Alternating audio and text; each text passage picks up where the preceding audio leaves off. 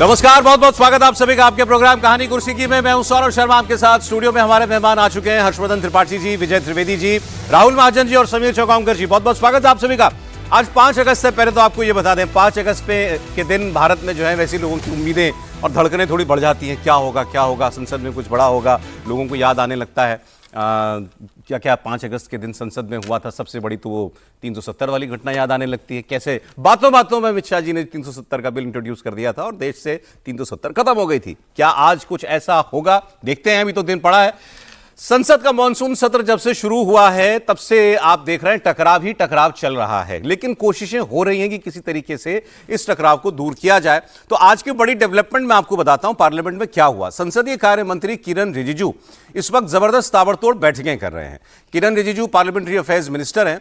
आज उनकी एक बड़ी मुलाकात राहुल गांधी से हुई और खबर हमारे पास यह है कि मीटिंग करीब 50 मिनट तक चली है। 50 मिनट तक चाय वाय तो पी नहीं जाती, कुछ तो बात हुई होगी और इससे ज्यादा बढ़ करके। तो किरण रिजिजू राहुल गांधी से मिले और उन्होंने उनसे संसद चलाने में सहयोग मांगा। और हमारी जानकारी यह भी है कि इससे पहले भी एक ऐसी मीटिंग हो चुकी थी दोनों के बीच में। अब हमारे सोर्सेज ये बता रहे हैं कि इसके जवाब में राहुल गांधी ने उनसे कहा है कि हम गृहमंत्री अमित शाह का इस्तीफा नहीं मांग रहे हैं, हम केवल अमित शाह के बयान की मांग कर रहे हैं, होम मिनिस्टर के बयान की मांग कर रहे हैं और इस मांग पर हम कायम हैं, इस रुख पर हम कायम हैं, इससे हम पीछे नहीं हटेंगे। तो होम मिनिस्टर स्टेटमेंट दे दें, हाउस चल जाएगा। यह भी पता चला है कि इस मीटिंग में किरण रिजिजू और राहुल गांधी के साथ प्रियंका गांधी वाड्रा भी मौजूद थी। बैठक के बाद किरण रिजिजू ने उम्मीद जताई कि गतिरोध जल्द टूटेगा। राहुल गांधी से मीटिंग करने के बाद किरण रिजिजू लोकसभा के स्पीकर ओम बिरला से मिले, उनसे इस मीटिंग के बारे में उन्होंने डिस्कशन किया और उसके बाद वो होम मिनिस्टर अमित शाह से भी मिले। ऐसी भी बातें बताई जा रही हैं। किरण रिजिजू ने होम मिनिस्टर अमित शाह को राहुल गांधी के साथ हुई बातचीत का पूरा ब्यौरा दिया है। और राहुल गांधी और किरण रिजिजू की इस मीटिंग से जुड़ी बड़ी खबर एक ये भी आ रही है कि इस दौरान शायद दोनों के बीच में परिसीमन बिल, डिलिमिटेशन बिल को लेकर के भी बात हुई है। सूत्रों के मुताबिक किरण रिजिजू ने राहुल गांधी से इस बिल को लेकर कांग्रेस का स्टैंड समझने की कोशिश की है। तो ये दोनों बड़ी इंपॉर्टेंट बातें हैं। राहुल गांधी का ये कहना कि हम होम मिनिस्टर अमित शाह के इस्तीफे की मांग नहीं कर रहे हैं, केवल उनके स्टेटमेंट की मांग कर रहे हैं और उसके बगैर हाउस नहीं चलेगा। ये बात कांग्रेस पहले भी कहती रही है। लेकिन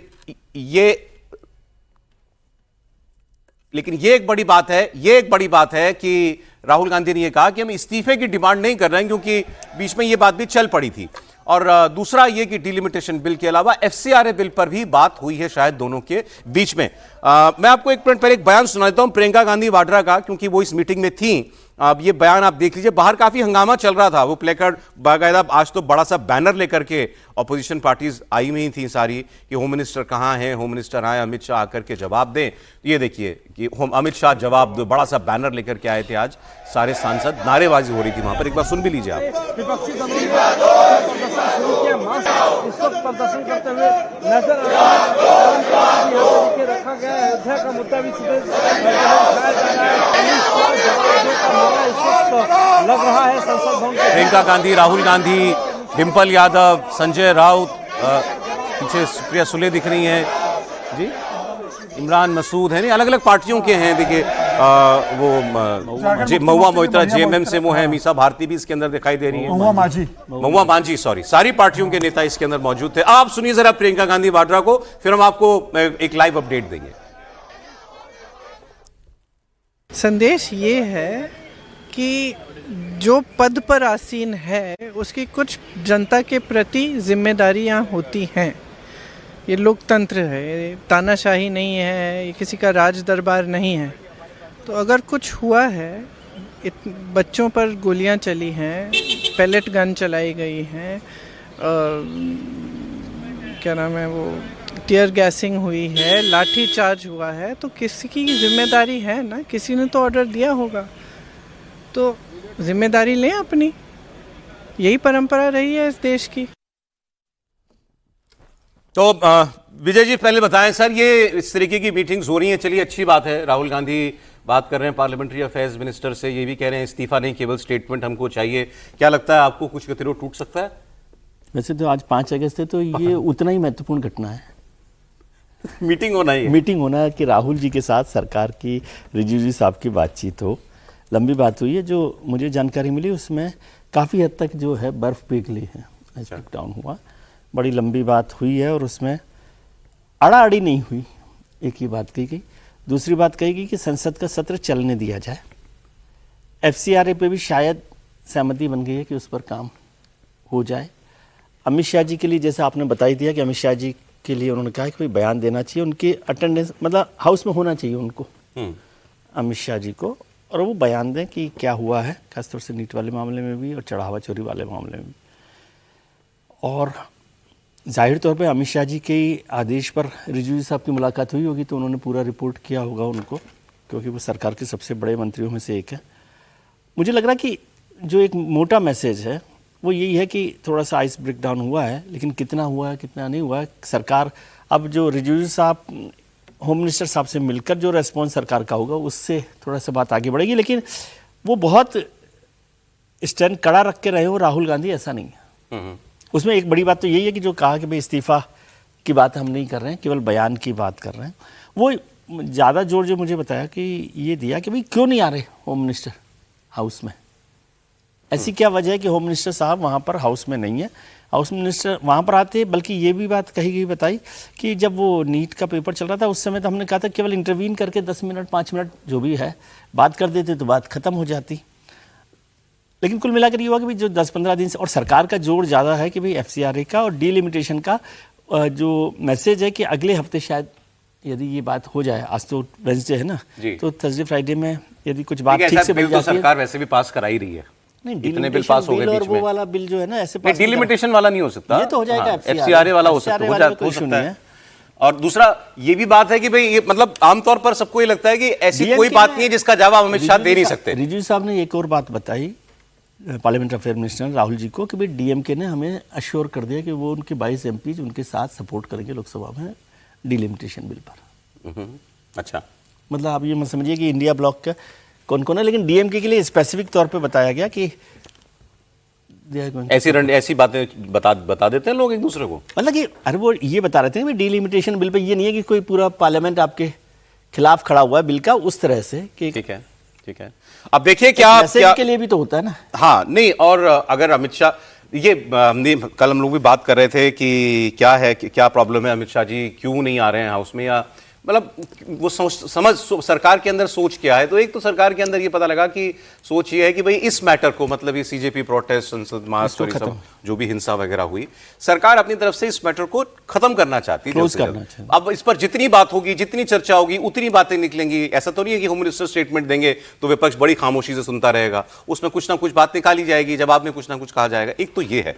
दूसरा ये कि भाई हाउस उस ऑर्डर में तो हो कि कोई बात हो। अब मान लीजिए अगर आज ये एक सहमति बन जाए भी हाँ होम मिनिस्टर आएंगे, आप भी शांति से सुनेंगे, कोई डिस्ट्रप्शन नहीं होगा, तो हो सकता है कि उसके बाद ज्यादा वो विचार करें आने के ऊपर। ये सारी बातें हैं।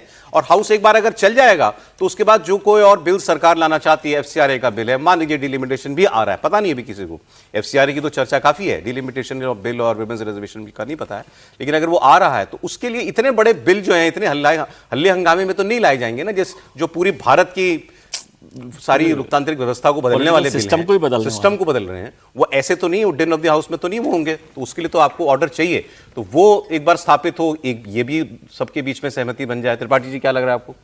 देखिए, मुझे लगता है कि सरकार और विपक्ष दोनों को पीछे जाने के लिए कोई तरीका चाहिए।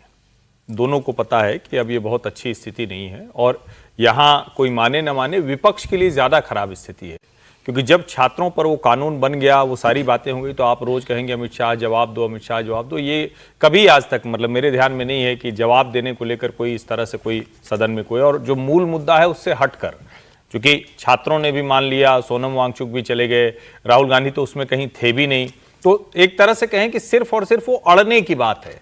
लेकिन शायद यही वजह है कि दोनों तरफ से थोड़ा सा रियलाइजेशन जिसको कहते हैं हुआ होगा, दोनों को समझ में आया होगा कि ये बड़ा अच्छा तो नहीं है।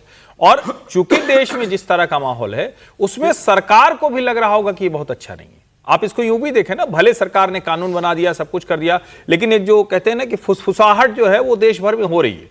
अब वो फुसफुसाहट जब ऐसे इस तरह से विपक्ष प्रदर्शन करता हुआ दिखता है, भले उनको पता है कि क्या प्रदर्शन कर रहा है, क्यों कर रहा है, लेकिन उनको लगता है कि भाई ये तो ठीक नहीं, ये अच्छा दृश्य नहीं। शायद यही वजह है कि दोनों थोड़ा थोड़ा आगे बढ़े हैं, थोड़ा मिड पाथ पे आए हैं। और मेरा ये मानना है सब के बाद सदन न चले, अब इसकी कोई वजह है। आपको क्या लगता है कि सरकार किसी भी तरीके से क्या जवाब देने से बचती दिख रही है क्या इसमें, या कोई वजह है कि वो जवाब नहीं इस पर बात नहीं करना चाहती? वो बात नहीं करना चाह रही, जवाब देने से बचने का नहीं है। वो ये नहीं चाह रही कि फिर से वो पेंडोरा बॉक्स खुले। असली बात समझिए, वो ऐसा नहीं कि जवाब नहीं दे सकते, उनके पास फैक्ट पूरे हैं, सब कुछ बताएंगे, लेकिन वो बताएंगे तो कहीं न कहीं उसमें छात्र शामिल है, इसलिए वो उसको खोलना नहीं चाहते। और विपक्ष इसीलिए चाहता है कि अमित शाह बोलते दिखें, कोई एक ऐसी गलती मिले जिसको फिर वो उठाकर आगे। विजय लक्ष्मी हमारे साथ जुड़ गई हैं। खबर ये विजय लक्ष्मी ने दी थी कि ये मीटिंग हुई है किरण रिजिजू और राहुल गांधी और प्रियंका गांधी वाड्रा के बीच में।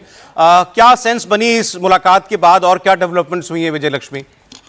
सौरभ, जो सूत्र बता रहे हैं कि इस मीटिंग में गवर्नमेंट ने डीलिमिटेशन बिल पर और एफसीआरए बिल पर ऑपोजिशन को रीच आउट करने की कोशिश की है। और आज इसी सीरीज में राहुल गांधी और प्रियंका गांधी से ये मुलाकात हुई है। लगभग 50 मिनट तक ये मुलाकात संसद परिसर के भीतर चली है। अब सूत्र में यही बता रहे हैं कि राहुल गांधी ने इस मीटिंग में भी कहा कि पहले गृह मंत्री आए सदन में, उनका वक्तव्य हो और फिर उसके बाद जिस तरह सरकार ट्रांजैक्शन ऑफ बिजनेस कराना चाहती है वो करा सकती है, लेकिन पहली मांग ये है कि गृह मंत्री आकर के सदन में अपना वक्तव्य दे। अब इसके बाद जो है किरण रिजिजू की बातचीत जो है वो यहाँ तक हुई। उन्होंने अपना मैसेज इधर ऑपोजिशन को कन्वे किया, ऑपोजिशन ने अपना मैसेज सरकार को कन्वे कर दिया। अब अगले कुछ दिनों में और भी पॉलिटिकल पार्टीज जो हैं उनसे बातचीत का सिलसिला जो है वो जारी रहेगा। अब इस तरह की भी चर्चा चल रही है कि क्या एक स्पेशल सेशन जो है वो 15 अगस्त के बाद बुला करके डीलिमिटेशन का बिल सरकार लाएगी। लेकिन एफसीआरए का जो बिल है, foreign contribution regulation amendment bill 2026, वो या तो वो अगले सप्ताह आने की पूरी उम्मीद है। वो भी एक महत्वपूर्ण बिल है जिस पर सरकार तमाम राजनीतिक दलों के बीच में कंसेंसस बनाने की कोशिश करे। और इन्हीं दो महत्वपूर्ण बिलों पर आज सरकार की तरफ से विपक्ष को रीच आउट करने की कोशिश की गई। अब कल तक मुझे लगता है कि देखना होगा कि सरकार किस तरह से आती, जो विपक्ष ने उनको जो मांगे कन्वे की हैं उस पर क्या रुख रहता है सरकार का, ये जरूर देखने वाली बात रहेगी। लेकिन जितना हम नेताओं से बात करें सौरभ, सत्ता पक्ष के नेता तो कहते हैं हमारे पास नंबर्स है, डिलिमिटेशन को लेकर के हमें नंबर्स को लेकर के हमें कोई दिक्कत नहीं है। बॉडी लैंग्वेज में उनकी ज़रूर एक कॉन्फिडेंस झलकता है, लेकिन विपक्ष के सांसदों का कहना है कि सरकार जो है वो डिलिमिटेशन का बिल ला रही है, नंबर्स हैं नहीं है इसको लेकर के कोई श्योरिटी नहीं है। पर ये एक महत्वपूर्ण डेवलपमेंट आने वाले दिनों में संसद में इसी महीने के भीतर देखने को मिलेगा। विजय लक्ष्मी बहुत शुक्रिया आपका। अब सरकार ने अगर देखिए रीच आउट किया जैसे विजय लक्ष्मी बता रही हैं, इसके अलावा सरकार की मंशा है बिल लाने की। रीच आउट करने का मतलब यही है कि सरकार तो बिल लाना चाहती है, नंबर्स वगैरह भी होने चाहिए सरकार के पास, तभी इस बात को आगे बढ़ाया भी होगा। जहां तक रही एफसीआरए बिल की बात, कल की एक डेवलपमेंट आपको छोटी सी बताता हूं मैं। ये अमेरिका के एक रिप्रेजेंटेटिव हैं, रिले एम मूर, वेस्ट वर्जीनिया के, मतलब सांसद हैं वहां के। इन्होंने एक पोस्ट किया, इन्होंने एक पोस्ट करके लिखा है, अमेरिका का सांसद लिख रहा है, Christians have been in India since Saint Thomas the Apostle traveled to the Malabar coast just decades after resurrection of our Lord Jesus Christ. मतलब लॉर्ड क्राइस्ट के, जीसस क्राइस्ट के बस कुछ दशकों के, उनके आने के कुछ दशकों के बाद ही ईसाई भारत में आ गए थे। But despite this long Christian history, India's parliament is considering amending Foreign Contribution Regulation Amendment rules, FCRA rules, to permit government takeover of churches and religious charities. अब ये इन सांसद महोदय को किसने कह दिया कि एफसीआरए के बाद जो है भारत सरकार चर्चों के अधिग्रहण करना शुरू कर देगी? कौन सी क्या नॉनसेंस बात है ये। लेकिन वो लिख रहे हैं, इतना तो पता लगता है कि एफसीआरए कोई कहीं ना कहीं चोट जो है वो सही जगह हो रही है। क्या मतलब है इनका ये बात लिखने का? ईसाइयों से वो क्यों जोड़ रहे हैं इसको, वो क्यों जोड़ रहे हैं इस चीज को? यहां तो लोग कहते ही थे कि भाई ये मतांतरण के लिए, धर्मांतरण के लिए, सॉरी, जो फंडिंग आती है बाहर से, उसके लिए, उस पर रोक लगाने के लिए ये जरूरी है एफसीआरए के रूल्स में अमेंडमेंट करना। अब ये तो उसको कंफर्म कर रहे हैं एक तरीके से। समीर जी, निश्चित रूप से इसमें कोई बात नहीं कि जिस तरीके से एफसीआरए का बिल आ रहा है, और ये विपक्ष भी इस बात को जानता है और खासतौर से कांग्रेस इस बात को जानती है कि एफसीआरए का बिल क्यों लाया जा रहा है। जो लगातार क्रिश्चियन मशीनरीज को जो फंडिंग आती है या एनजीओज को जो फंडिंग आती है धर्मांतरण को लेकर, और ज़्यादातर जो इस बारे में शिकायतें भी आई, सरकार को प्रूफ भी मिलेगी किस तरीके से उनको दवा, दारू, पैसा और कुछ सुविधाएं देकर उनसे किस तरीके से उनका धर्म क्रिश्चियन में कन्वर्ट किया जाता है। सरकार उसको लेकर बहुत है। लेकिन राहुल गांधी और अगर किरण रिजिजू की 50 मिनट बैठक हो रही है, प्रियंका गांधी भी है, तो ये सामान्य बैठक नहीं है। ये सिर्फ बैठक इसलिए नहीं होगी सर कि पार्लियामेंट को चलने दिया जाए। अगर पार्लियामेंट को सिर्फ चलने की बैठक होती है तो लोकसभा स्पीकर के चैम्बर में बैठक होती है, लोकसभा भी स्पीकर भी उस बैठक में रहते हैं। अगर किरण रिजिजू सिर्फ राहुल गांधी और प्रियंका गांधी से मिल रहे हैं और 50 मिनट की बातचीत कर रहे हैं तो इसमें कई और मुद्दों पर बातचीत हुई होगी। मुझे लगता है कि ये डिलिमिटेशन का जो बिल है उस पर भी निश्चित रूप से चर्चा हुई होगी और किरण रिजिजू ने अपने सरकार का पक्ष रखा होगा और राहुल गांधी के मन को, कांग्रेस के मन को भापने की कोशिश की होगी कि अगर हम लेकर आते तो इसमें कांग्रेस का रुख क्या रहने वाला है। सर उसको तो बात करने वाली बात ही नहीं है, वो तो सबको पता है उनका रुख क्या है। नहीं, लेकिन फिर भी बात की जाती है ना भाई, बताया जा रहा है कि सरकार क्या लेकर आ रही है, समझाने की कोशिश की जाती है कि क्यों है 50% सीटें बढ़ा रहे तो आपको क्या बेनिफिट हो गया। राहुल गांधी को बताया जाएगा ना कि जहां आपकी सरकार है, जहां आपका स्ट्रांग होल्ड आपको लगता है वहां आपको जीतने की संभावना ज्यादा, आपको भी ज्यादा सीटें लड़ने को मिलेगी। ऐसा तो नहीं कि सिर्फ कांग्रेस बीजेपी लड़ेगी, कांग्रेस भी ज्यादा सीटों पर लड़ेगी। और राहुल गांधी का यह कि भाई उत्तर भारत में भारतीय जनता पार्टी की ज्यादा सीटें मिल जाएंगी सरकार बनाने के लिए, दक्षिण के संग अन्याय होगा तो उनको यह भी बताएंगे कि भाई आपका दक्षिण पक्ष अगर मजबूत है तो दक्षिण की भी सीटें बढ़ रही है। तो मुझे लग रहा है कि तमाम चीजों पर बातचीत हुई होगी। सिर्फ सत्र चलाने के लिए मुझे लगता है कि यह नहीं है कि सिर्फ किरण रिजिजू इतने उत्साहित होंगे कि किसी भी तरह राहुल गांधी से बात की जाए। मुझे लग रहा है ये शुरुआत राहुल गांधी से सत्र की बात हुई होगी, लेकिन सबसे बड़ी बात है राहुल गांधी से किसी विशेष बिल के बारे में राहुल तो बताइए जो बैनर लेके चल रहे हैं अब तो वो ऐसा लग रहा है रैली हो रही है। अमित शाह को जवाब देने को लेकर वो अड़ गए हैं और अमित शाह जी भी अड़े हुए फिलहाल जवाब देने के लिए, और अमित शाह आ भी नहीं रहे। ऐसा भी नहीं कि ये कोई जरूरी नहीं कि अमित शाह अगर लोकसभा में आते तो जवाब देना ही जरूरी होगा, वो बने जवाब दिए भी लोकसभा में आ सकते हैं, लेकिन वो लोकसभा में नहीं आ रहे तो विपक्ष को लग रहा है कि जरूर कोई बात है। हम जब तक अमित शाह नहीं आएंगे सदन चलने देंगे, अमित शाह आ नहीं रहे तो क्या यह गतिरोध बना रहेगा। क्या विपक्ष को इस बात का संसदीय कार्य मंत्री ने भरोसा दिया है राहुल गांधी को कि अमित शाह जी आने वाले हैं, इस वीक के एंड में अपनी बात रखेंगे या अगले सप्ताह में रखेंगे, आप पार्लियामेंट को चलने दो।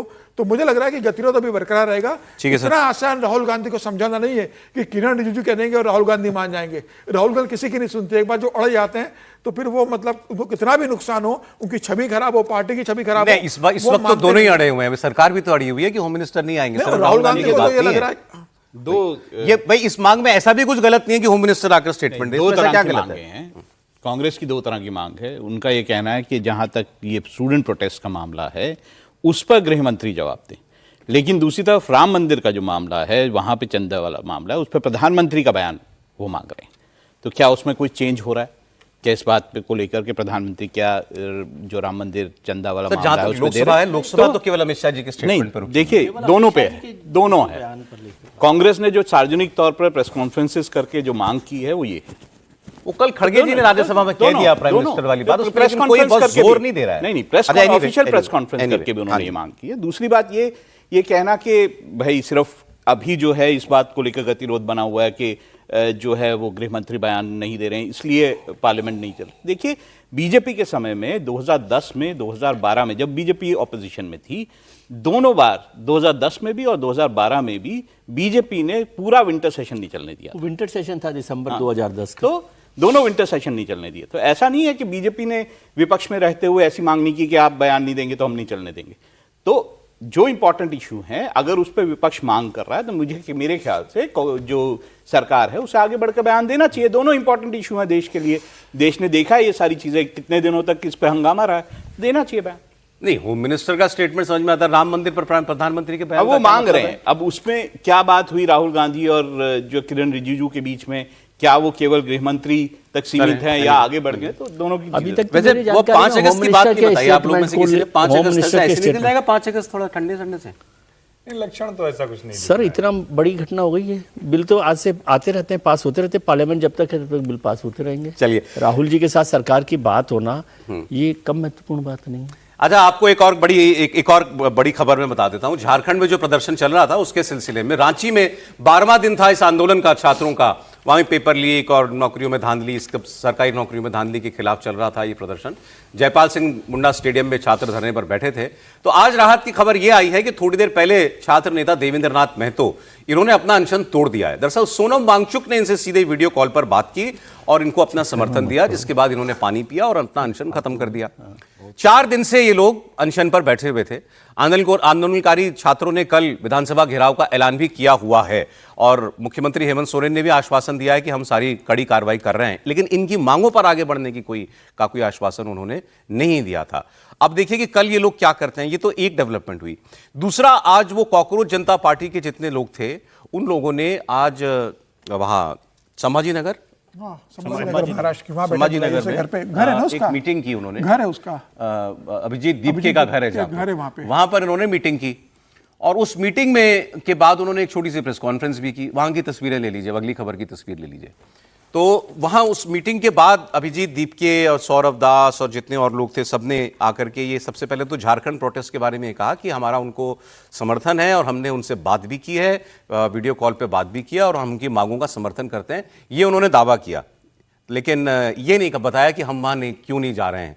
कल उन्होंने एक और इंटरव्यू में शायद ये कहा कि हम सब लोगों की तबीयत ठीक नहीं है इसलिए हम लोग वहाँ नहीं जा रहे हैं, जरूरत पड़ेगी तो हम लोग जाएंगे। टाइफाइड हो गया उसका, एक महीने टाइफाइड हो गया, एक ही को है ना सर टाइफाइड, हाँ, उसका कहना थोड़ी है। तो दूसरी बात उन्होंने वो बात रिपीट की अपनी सवाल के जवाब में कि हम कोई पॉलिटिकल पार्टी नहीं बनाएंगे, देश को इस वक्त किसी पॉलिटिकल पार्टी की जरूरत नहीं है क्योंकि लोगों का इस सिस्टम से भरोसा उठ गया है। लोगों को जरूरत है कि कोई एक ऐसा ग्रुप बने, कोई एक ऐसा प्रेशर ग्रुप हो जो सरकार के ऊपर नीतियों को लेकर के दबाव बनाता रहे। Are you saying that the CJP will effectively be a pressure group and not a political party? For now, the CJP will be a pressure group because what India needs exactly right now is a pressure group. तो क्या विकल्प के तौर पे राजनीति में आएंगे? सवाल वही है। मैंने आपका उसका ही जवाब दिया मैंने अभी कि अभी इंडिया को जो जरूरत है वो एक पब्लिक मूवमेंट की है। मैं इनकी प्रेस कॉन्फ्रेंस जो है पूरी सुन रहा था आते हुए, वापस आते हुए, तो इन्होंने ये बात पहले भी कही थी कि हम एक प्रेशर ग्रुप बनाएंगे। प्रेशर ग्रुप का मतलब क्या? दबाव बनाएंगे हम सरकार के ऊपर। तो दबाव कैसे बनता है? दबाव तो ऐसे ही बनता है जैसे जंतर मंतर पर आपने बनाया, पब्लिक का दबाव होता है। नैतिक दबाव का आपको मतलब नहीं रह गया कि आप प्रेस कॉन्फ्रेंस करें, बुद्धिजीवी लोग आ जाएं, बताएं कि सिस्टम में ये खराबी आ गई है। ऐसे लोगों की तो कमी नहीं है हमारे यहाँ पर, लेकिन जो काम इन्होंने एक बार कर लिया जंतर मंतर पर जाके, क्या बार बार कर पाएंगे? अब पॉलिटिकल पार्टी नहीं बनाएंगे तो फिर और क्या तरीका है कि आप सरकार के ऊपर किसी भी रूप में कोई दबाव, प्रेशर कोई क्रिएट कर सकें? अगर मान लेते हैं इनकी इंटेंशन सही है कि हम वेल मीनिंग लोग हैं और हम चाहते हैं कि सरकार कुछ गलत करती दिखे तो हमारा उनके ऊपर एक नैतिक दबाव रहे, लेकिन वो कैसे होगा? त्रिपाठी जी बताइए।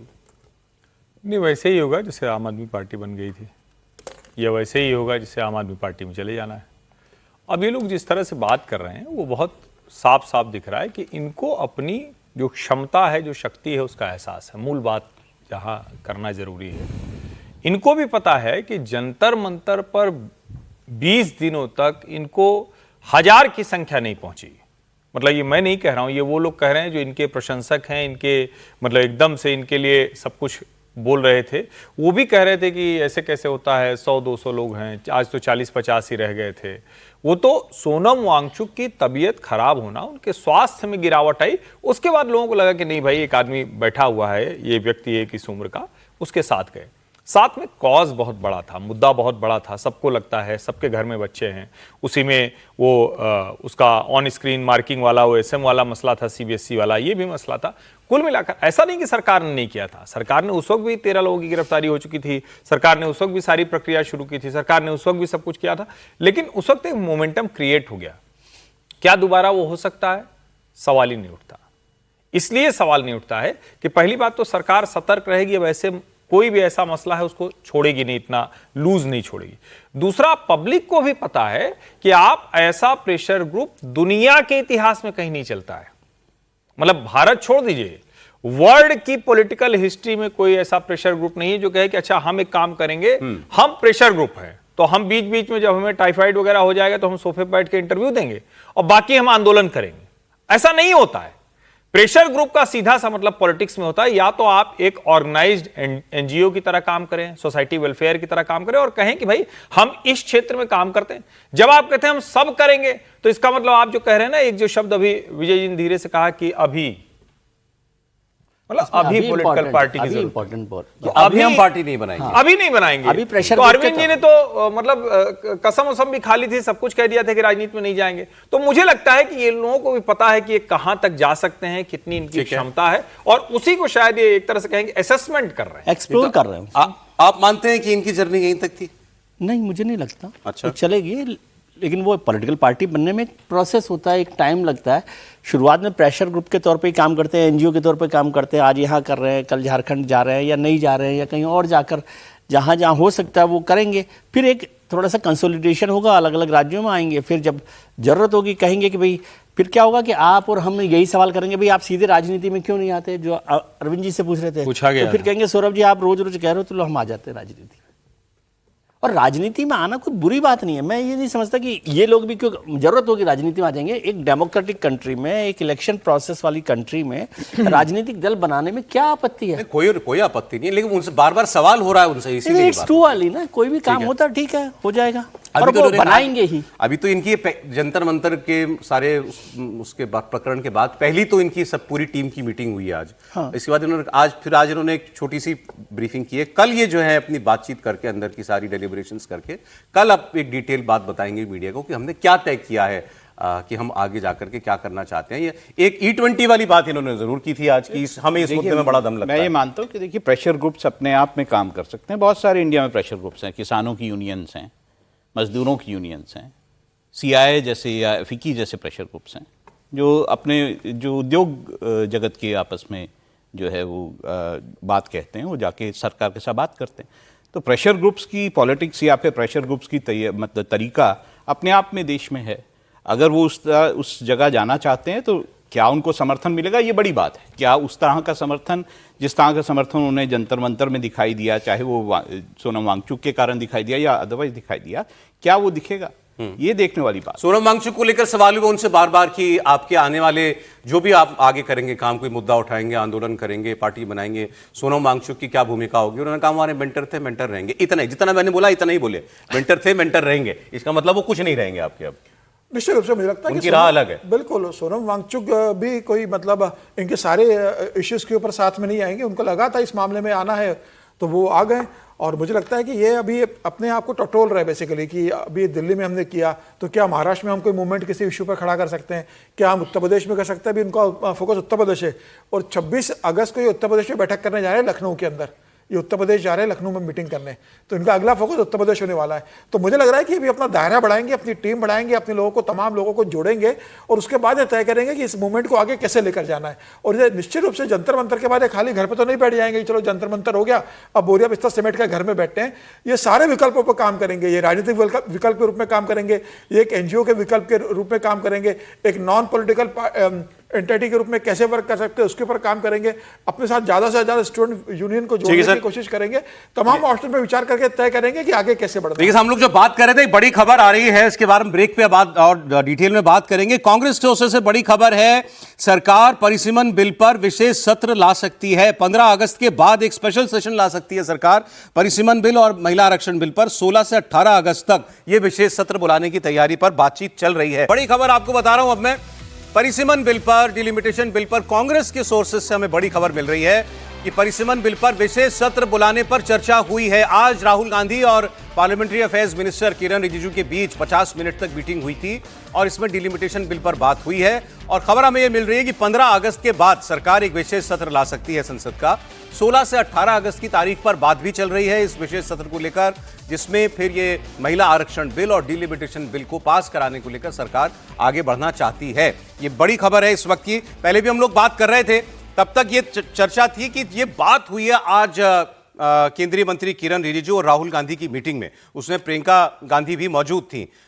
तब उसमें ये बात हो रही थी कि तब तक ये खबर थी कि शायद ये इसको लेकर के कोई रीच आउट किया गया है कांग्रेस पार्टी को। अब हमें खबर मिल रही है, कांग्रेस पार्टी के सोर्सेस से ये खबर मिल रही है कि सरकार एक्चुअली एक स्पेशल सेशन इस पर लाना चाहती है। इसका मतलब सरकार की तैयारी है, इस पर सरकार आगे बढ़ना चाहती है बिल पर। नंबर शायद सरकार के हो गए हैं, तभी सरकार ने इतनी बात की है और राहुल गांधी से इसके बारे में बात की है, कांग्रेस को इसके बारे में बताया है। तो सरकार एक स्पेशल सेशन ला करके एक बड़ा मैसेज देना चाहती है महिला आरक्षण बिल देश में 2029 के लोकसभा चुनाव से ही लागू करने के लिए। विजय लक्ष्मी जुड़ी हैं हमारे साथ, हमारी सहयोगी, वो आपको बताएंगी इस पर और ज्यादा डिटेल। जी विजय।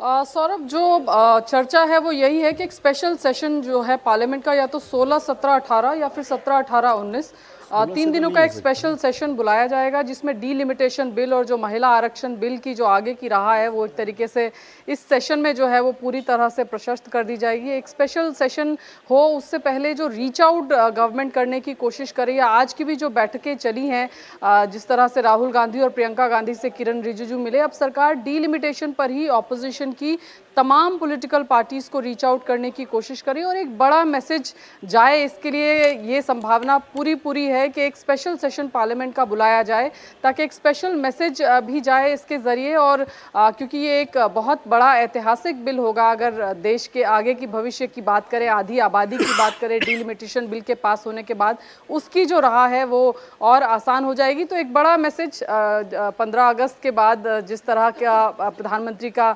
स्पीच होता है उसमें शायद एक वो आगे की राह की ज़रूर अपने भाषण में भी ज़रूर एक दिशा दिखाएंगे। और फिर उसके बाद उम्मीद यही है कि 16, 17, 18 को ये सेशन स्पेशल सेशन बुलाया जाए और उसमें डीलिमिटेशन बिल और महिला आरक्षण बिल जो बाकी चीज़ें हैं उस पर चर्चा हो और उसको पास करा करके लागू कराया जाए। आपने आपके जो सोर्सेज आपको बता रहे हैं, क्या इसका मतलब तो सरकार की तैयारी भी पूरी होनी चाहिए फिर इस बिल को पास कराने के लिए?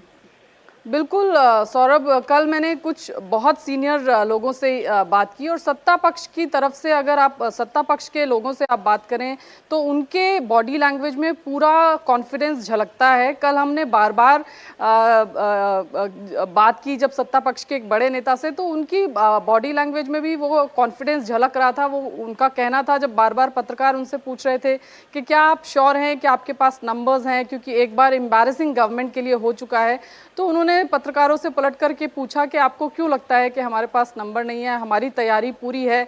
तो ये एक तरीके का मैसेजिंग जो है ये सरकार की तरफ से है, उनकी बॉडी लैंग्वेज, और उनके पास नंबर होगा तभी जो बात सरकार कर रही है, इस तरह की चीज़ें आ रही है कि डीएमके और बाकी पॉलिटिकल पार्टीज जो हैं उनसे भी बैक चैनल जो बातचीत है वो सरकार की चल रही है। और बाकी जो इंडिया ब्लॉक के अलायंस पार्टनर्स हैं उनके साथ रीच आउट का जो सिलसिला है वो आज सरकार ने शुरू कर दिया है, क्योंकि डीएमके की भूमिका सौरभ इसके लिए बहुत महत्वपूर्ण होगी।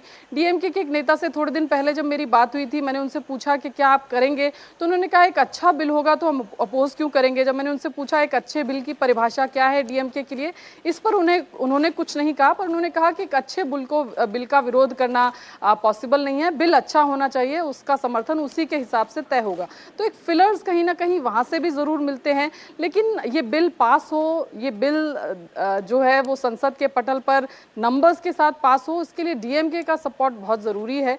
तो देखना होगा या डीएमके का ऑन बोर्ड होना या जिस तरह से भी गवर्नमेंट चाहे क्या वो एब्सटेन करेंगे या किस तरह का रहेगा वो देखने वाली बात रहेगी। लेकिन जरूर बैक चैनल टॉक्स भी बातचीत चल रही है। उसके अलावा मतलब ये बात काफी आगे बढ़ गई है। विजय लक्ष्मी, बहुत शुक्रिया, बड़ी अहम जानकारियां आपने दी हैं। विजय जी थोड़ी देर पहले कह रहे थे कि डीएमके के बारे में भी राहुल गांधी को शायद बताया गया सरकार की तरफ से कि वो भी इस पर राजी हो गए हैं। विजय लक्ष्मी जी की बात से एक बात और मैं जो समझता हूँ जितना पॉलिटिक्स को, कि कांग्रेस सोर्सेस से ये खबर आई है एग्जैक्टली, तो इसका मतलब है कि कांग्रेस इसको कंसीडर कर रही है। अच्छा, इसको ये भी समझिए, कांग्रेस केवल मतलब वो ये बता रही है कि बीजेपी इसलिए ये सारा रीच आउट कर रही है, लेकिन कांग्रेस यदि इसके लिए तैयार नहीं होती, मतलब कंसीडर नहीं कर रही होती, तो वो इस बात को जाहिर नहीं करती, लीक नहीं करती। समझे, सरकार ने अभी इस पर कोई जानकारी नहीं दी है। कांग्रेस सोर्सेज का कहने का मतलब है कि मतलब दे आर कंसिडरिंग और they are ready to consider. ये नहीं कह रहा कि वो एग्री कर गए हैं, नहीं कर गए, उनकी क्या शर्तें हो सकती है, क्या नहीं हो सकती है। लेकिन इसीलिए मैं कह रहा हूँ जो आइस ब्रेक है ना, वो थोड़ा सा मुझे लग रहा है। और सर देखिए ये भी इंपॉर्टेंट है ना, देखिए कांग्रेस के सोर्सेस से खबर आई है, इंपॉर्टेंट इसकी इंपॉर्टेंस क्या है, ये डेट आई है सामने 15, 16, 17, 17, 18, 19 व्हाटएवर जो भी होगा, क्योंकि 16, 15 अगस्त का जो सारे एमपीज बाहर रहते हैं। मैं कह रहा हूँ ये सारी चीजें हवा में तो नहीं होती। अब ये कोई विजय लक्ष्मी की कांग्रेस में जिससे भी बात हुई हो, अगर वो ये कह रहा है कि सरकार एक स्पेशल सत्र की बात कर रही है और ये तारीखों की चर्चा चल रही है, तो उन्होंने कहीं से सुना।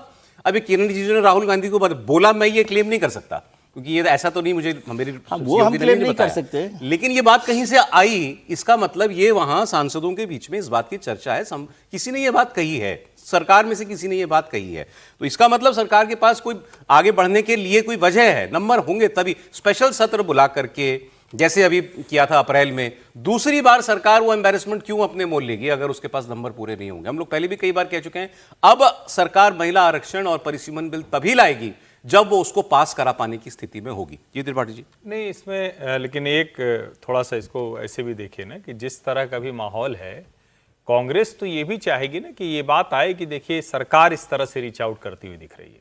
आप इसको भी तो जरा बिटवीन द लाइंस देखिए ना, क्योंकि अभी मैं कांग्रेस पार्टी का स्टैंड देख रहा हूं, बहुत कड़ा रुख है। वो साफ साफ कह रहे हैं कि एफसीआरए ड्रैकोनियन लॉ है, हम उसको किसी कीमत पर पारित नहीं होने देंगे।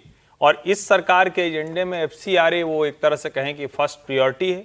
ठीक है, परिसीमन का भी बिल है, परिसीमन महत्वपूर्ण है क्योंकि आरक्षण उससे जुड़ा है, महिला आरक्षण जुड़ा है, लेकिन एफसीआरए भी तो बहुत महत्वपूर्ण है। सरकार और विपक्ष के बीच में कोई डेडलॉक टूट गया हो, मुझे ऐसा नहीं दिखता। ये जरूर है कि दोनों अपनी अपनी पोजीशनिंग कर रहे हैं, और अगर सरकार ने तय कर लिया कि 3 दिन का विशेष सत्र बुलाना है, तो मान लीजिए वो विरोध ही कर दें, तो क्या कर लेंगे? तो सरकार अपनी तरफ से उनको बता रही कि भैया देखो हमारे पास ये नंबर है, अगर तुम चाहो तो यहां एक जगह आ सकते हो। देश भर को हम ये बता सकते हैं कि जब परिसीमन हो रहा था तो सत्ता पक्ष और विपक्ष एक साथ बैठे थे। ये मूल मसला है। सर देखिए, अगर कांग्रेस सूत्रों से खबर आ रही है तो भारतीय जनता पार्टी इस बात को जानती होगी, जब राहुल गांधी से चर्चा होगी तो भारतीय जनता पार्टी तो खबर बाहर निकलती नहीं कि अंदर क्या बातचीत हुई है। वो जानते थे कि राहुल गांधी से बात होगी तो राहुल गांधी बाहर जाके बोलेंगे, और बाहर ये मीडिया में या बाहर चर्चा में बात जाएगी, तो सरकार भी चाहती थी कि बात बाहर जाए। और मुझे निश्चित रूप से लगता है कि अगर सरकार के पास अगर बहुमत हो गया तो सरकार कांग्रेस को बहुत ज्यादा तवज्जो देगी नहीं। सरकार तो ये चाहेगी कि बिना कांग्रेस के हम इस बिल को पास करा रहे हैं, और फिर कांग्रेस को हम एक्सपोज कर सके कि देखिए कांग्रेस समर्थन नहीं किया, महिला आरक्षण का विरोध किया, परिसीमन का विरोध किया। फिर हाँ, वो तो हो गई। एक सेकंड जरा, योगी आदित्यनाथ बोल रहे हैं इस वक्त, यूपी असेंबली में बहुत हंगामा हुआ था कल भी, तो आज इस वक्त पर बोल रहे हैं वो। नई स्कीम, नई योजनाएं प्रारंभ हो, युवाओं के एम्प्लॉयमेंट के लिए, उनकी स्किलिंग के लिए, अन्नदाता किसानों के लिए कोई नई योजना घोषित हो सके, गरीबों के कल्याण के लिए कुछ नए कार्यक्रम आगे बढ़ सकें, और महिलाओं के सम्मान और उनके स्वावलंबन के लिए भी कुछ अतिरिक्त प्रयास आगे बढ़ें,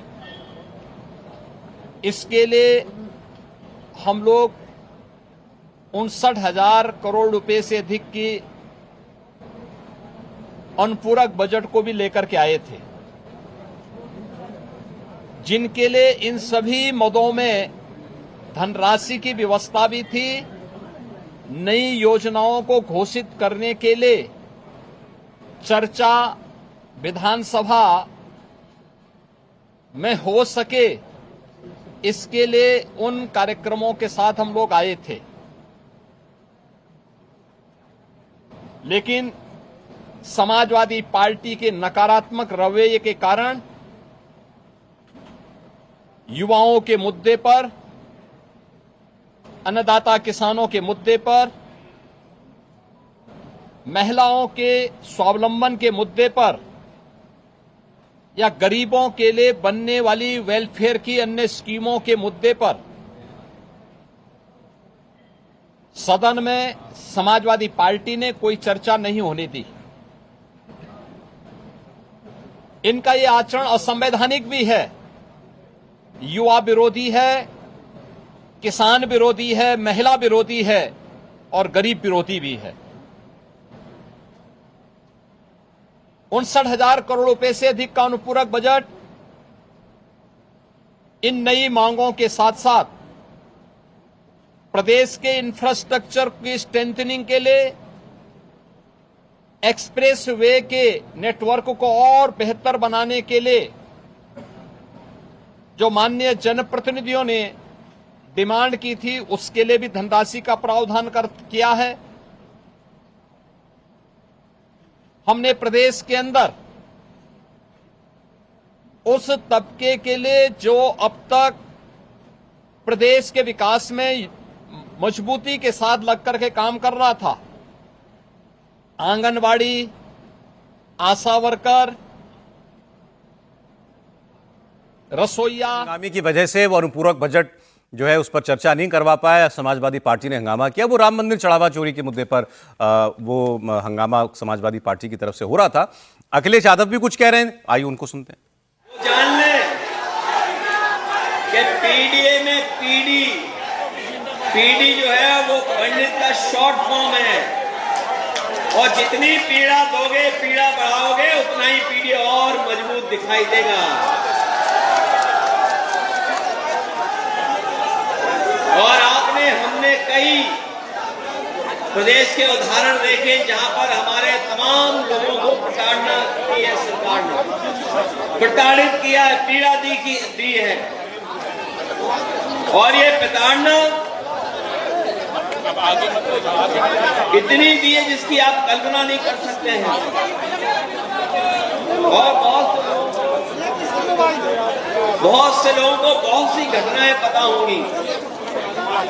याद होगा जब गाड़ी पलटाई गई थी और मैंने उस समय कहा था कि ये गाड़ी नहीं पलटाई गई है, सरकार ने अपनी सरकार पलटने से बचा ली है। सरकार पलट जाती अगर सच्चाई सामने आ जाती। वो गाड़ी नहीं पलटाई गई थी। जो हमारे साथी ये सामने खड़े हैं वो जानते होंगे, संतोष जी, कि क्या कारण था कि गाड़ी पलटा दी गई। और मैं आज भी कहता हूं कि जब कभी सैटेलाइट की इमेजें निकाली जाएंगी, ये जो नई पीढ़ी के लोग हैं, जो नए जमाने के लोग हैं, नई चीजों को जो समझते हैं वो जानते होंगे कि जिस समय सैटेलाइट इमेज निकाली जाएंगी उस समय पता लग जाएगा कि गाड़ी किसने पलटाई है। और न केवल गाड़ी इन्होंने पलटाई, हमारे साथी याद दिला रहे थे। मैं आपको बताता हूं अखिलेश यादव क्या कह रहे हैं। वो कह रहे थे पीडीए में पी जो है ये पंडित का शॉर्ट फॉर्म है। पंडित मतलब ब्राह्मण। ये जो वो कर रहे हैं ये ब्राह्मण सम्मेलन कर रहे हैं। ये तो ये ब्राह्मण सम्मेलन क्यों कर रहे हैं? वो आज जनेश्वर मिश्र जी जो कि इनकी पार्टी समाजवादी पार्टी के बहुत बड़े दिग्गज नेता थे, उनकी जयंती है, तो उनकी याद में उन्होंने ये एक प्रबुद्ध सम्मेलन रखा जिसको ब्राह्मण सम्मेलन कहा गया था। उन्होंने अपने कुछ सांसद विधायकों को, वो सनातन पांडे सांसद हैं इनके, बलियावाला, उनको और एक आध और लोगों को जिम्मा दिया गया ब्राह्मण नेताओं को कि आप ये जनेश्वर मिश्रा जी के मौके पर, जयंती के मौके पर आप एक कार्यक्रम कीजिए। तो इन्होंने पहले जनेश्वर मिश्रा पार्क में ये प्रोग्राम रखा था, वहाँ इनको परमिशन नहीं मिली तो इन्होंने अपने पार्टी मुख्यालय में ये प्रोग्राम रखा। उसमें बताया गया काफ़ी जगह है तो कई हज़ार लोग उसके अंदर आ सकते हैं। कितने लोग आए ये तो नहीं पता, लेकिन ये ब्राह्मणों को लेकर के सम्मेलन वो कर रहे थे। और उन्होंने क्या कहा अभी कि इतनी प्रताड़ना हुई है जिसकी कोई हद नहीं, ब्राह्मणों की इतनी प्रताड़ना की। देखिए हाथ में त्रिशूल विशूल भी उन्होंने लिया हुआ है और पीडीए में अब उन्होंने पंडित भी घुसा दिया है। वैसे वो पीडीए जो था ओरिजिनली पिछड़ा दलित अल्पसंख्यक है उनका, फिर वो अब वो पी फॉर पंडित भी हो गया है, फिर आदि आबादी भी कर दिया था, आदि आबादी भी हो जाता है, वो आदिवासी भी हो जाता है कभी कभी, अब पंडित भी आ गया लेकिन उसके अंदर तो। लेकिन ये है कि उनको लगता है ब्राह्मणों के का नाम लेंगे तो शायद कुछ इस बार वोट मिल सकता है। कि चर्चाएं ब्राह्मण बीजेपी से नाराज चल रहे हैं, यूजीसी वाला मामला भी है। अरे वो विकास दुबे वाली बात कर रहे थे, गैंगस्टर विकास दुबे की गाड़ी पलटा दी, उनको लगता है कि एक गैंगस्टर की गाड़ी पलटा दी तो भले ब्राह्मण हो तो ब्राह्मण नाराज होंगे। देखिए अखिलेश जी का संकट यही है, ठीक है ब्राह्मणों में कुछ नाराजगी होगी और कई बार होता है ना कि जिसके पास जो हिस्सेदारी होती है वो गायब होती है। तो बीजेपी में ब्राह्मण एकदम से ही गायब हो गए हैं, कोई राजनीति उनकी बहुत बची नहीं। जो हैं भी वो ऐसा नहीं कुर्सियों पर बैठे हैं लेकिन वो प्रतीकात्मक है, उनके पास अधिकार नहीं है। तो एक तरह से वो सारा संकट है। लेकिन जो वो बता रहे हैं विकास दुबे जिस पुलिस टीम को जिसके ऊपर उसने हमला किया था उसमें जान गंवाने वाले सीओ मिश्रा जी थे, भूल गए? अच्छा। और पता नहीं ये कैसे बात करते हैं। ब्राह्मण अगर किसी अपराधी के साथ ऐसे रिलेट कर रहा होता तो उस वक्त ही उनको कुछ मिल गया होता। और मैं आपको बताऊं, एक जितिन प्रसाद जी हैं, वो जो कांग्रेस पार्टी से इधर आए, वो ब्रह्म परिषद बनाए थे उस वक्त, और उसके बाद क्या हुआ, ब्रह्म परिषद बना के भाजपा में आ गए। अब वो भी एक ब्राह्मण के नाम पे आ गए। अच्छा, मतलब वो भी है ना कि भारतीय जनता पार्टी के अपने ब्राह्मण नेता कहां है, ये भी बड़ा सवाल है। लेकिन क्या उस तरह से अखिलेश यादव कह भी पा रहे, बता भी पा रहे हैं? और पता नहीं कब कौन इनका प्रवक्ता खड़ा हो जाए, वो कहे कि ब्राह्मण तो पाखंडी है, ब्राह्मण तो ये है, ब्राह्मण तो चोरी कर रहा है। फिर इनके सांसद जो है वो पप्पू यादव वाला प्रकरण हुआ ही, वो तो मतलब मुझे लगता है कि थोड़ा तय करना पड़ेगा। ये एकदम इसमें कोई कंफ्यूजन नहीं है कि जनेश्वर मिश्रा बहुत बड़े नेता थे। जनेश्वर मिश्रा का मुलायम सिंह के समय में समाजवादी पार्टी में बड़ा सम्मान था, वो संस्थापक थे। और लखनऊ का सबसे सुंदर और बढ़िया पार्क है तो जनेश्वर मिश्रा के नाम पे है। बहुत शानदार काम वो हुआ है जो समाजवादी पार्टी के शासन पार्क में। वो बड़ा ऐतिहासिक पार्क है, बड़ा पार्क है। जब समाजवादी पार्टी टूटी, जिस दिन सिल्वर जुबली जो प्रोग्राम था 25 साल का, तो वो जनेश्वर मिश्र पार्क में कार्यक्रम हो रहा था। वो जब अच्छा वो कार्यक्रम वहीं था अखिलेश जी, मैं वहीं मौजूद था। तो वो कार्यक्रम वहीं मुलायम सिंह जी और अखिलेश जी और जो झगड़ा हुआ था समाजवादी पार्टी जो टूटी थी, हाँ तो वो भी जनेश्वर मिश्र अमर हो गया वो पार्क। मतलब मुझे लगता है ना कि अखिलेश जी ये बात जो कहते हैं वो इम्पैक्ट कैसे आ गया ये सोच के कि उनके नेता तो ब्राह्मणों को गाली दे रहे हैं। लेकिन प्रयास में तो प्रयास तो ठीक है भैया, वो ब्राह्मणों को भी साथ लाना चाहते हैं, इसका तो आप लोगों को वो करना चाहिए। आज भैया जनेश्वर मिश्र का आज ठीक है जन्म तिथि है। अखिलेश यादव वो तो छोटे लोहिया कहलाते हैं। जनेश्वर मिश्र 7 बार केंद्रीय मंत्री रहे सर। वो मोरारजी देसाई की सरकार में मंत्री रहे, वो चरण सिंह के इसमें रहे, वो वीपी सिंह के इसमें रहे, इंद्र कुमार गुर्जर के इसमें रहे, चंद्रशेखर की सरकार में मंत्री रहे। और उस आदमी के पास खुद की गाड़ी और खुद का मकान नहीं था, कोई संपत्ति उस आदमी ने नहीं बनाई, शादी का उस आदमी का जीवन रहा था। जनेश्वर मिश्र के जीवन जैसे जनेश्वर मिश्र ने जीवन जिया, अखिलेश यादव उनके जीवन से प्रेरणा ले रहे थे समाजवादी पार्टी कि कैसा संपत्ति में उस व्यक्ति ने जीवन जिया, कोई भ्रष्टाचार नहीं किया, कोई प्रॉपर्टी अपने परिवार की नहीं बनाई, परिवार को किसी तरह से वंशवाद की राजनीति उस व्यक्ति ने नहीं की।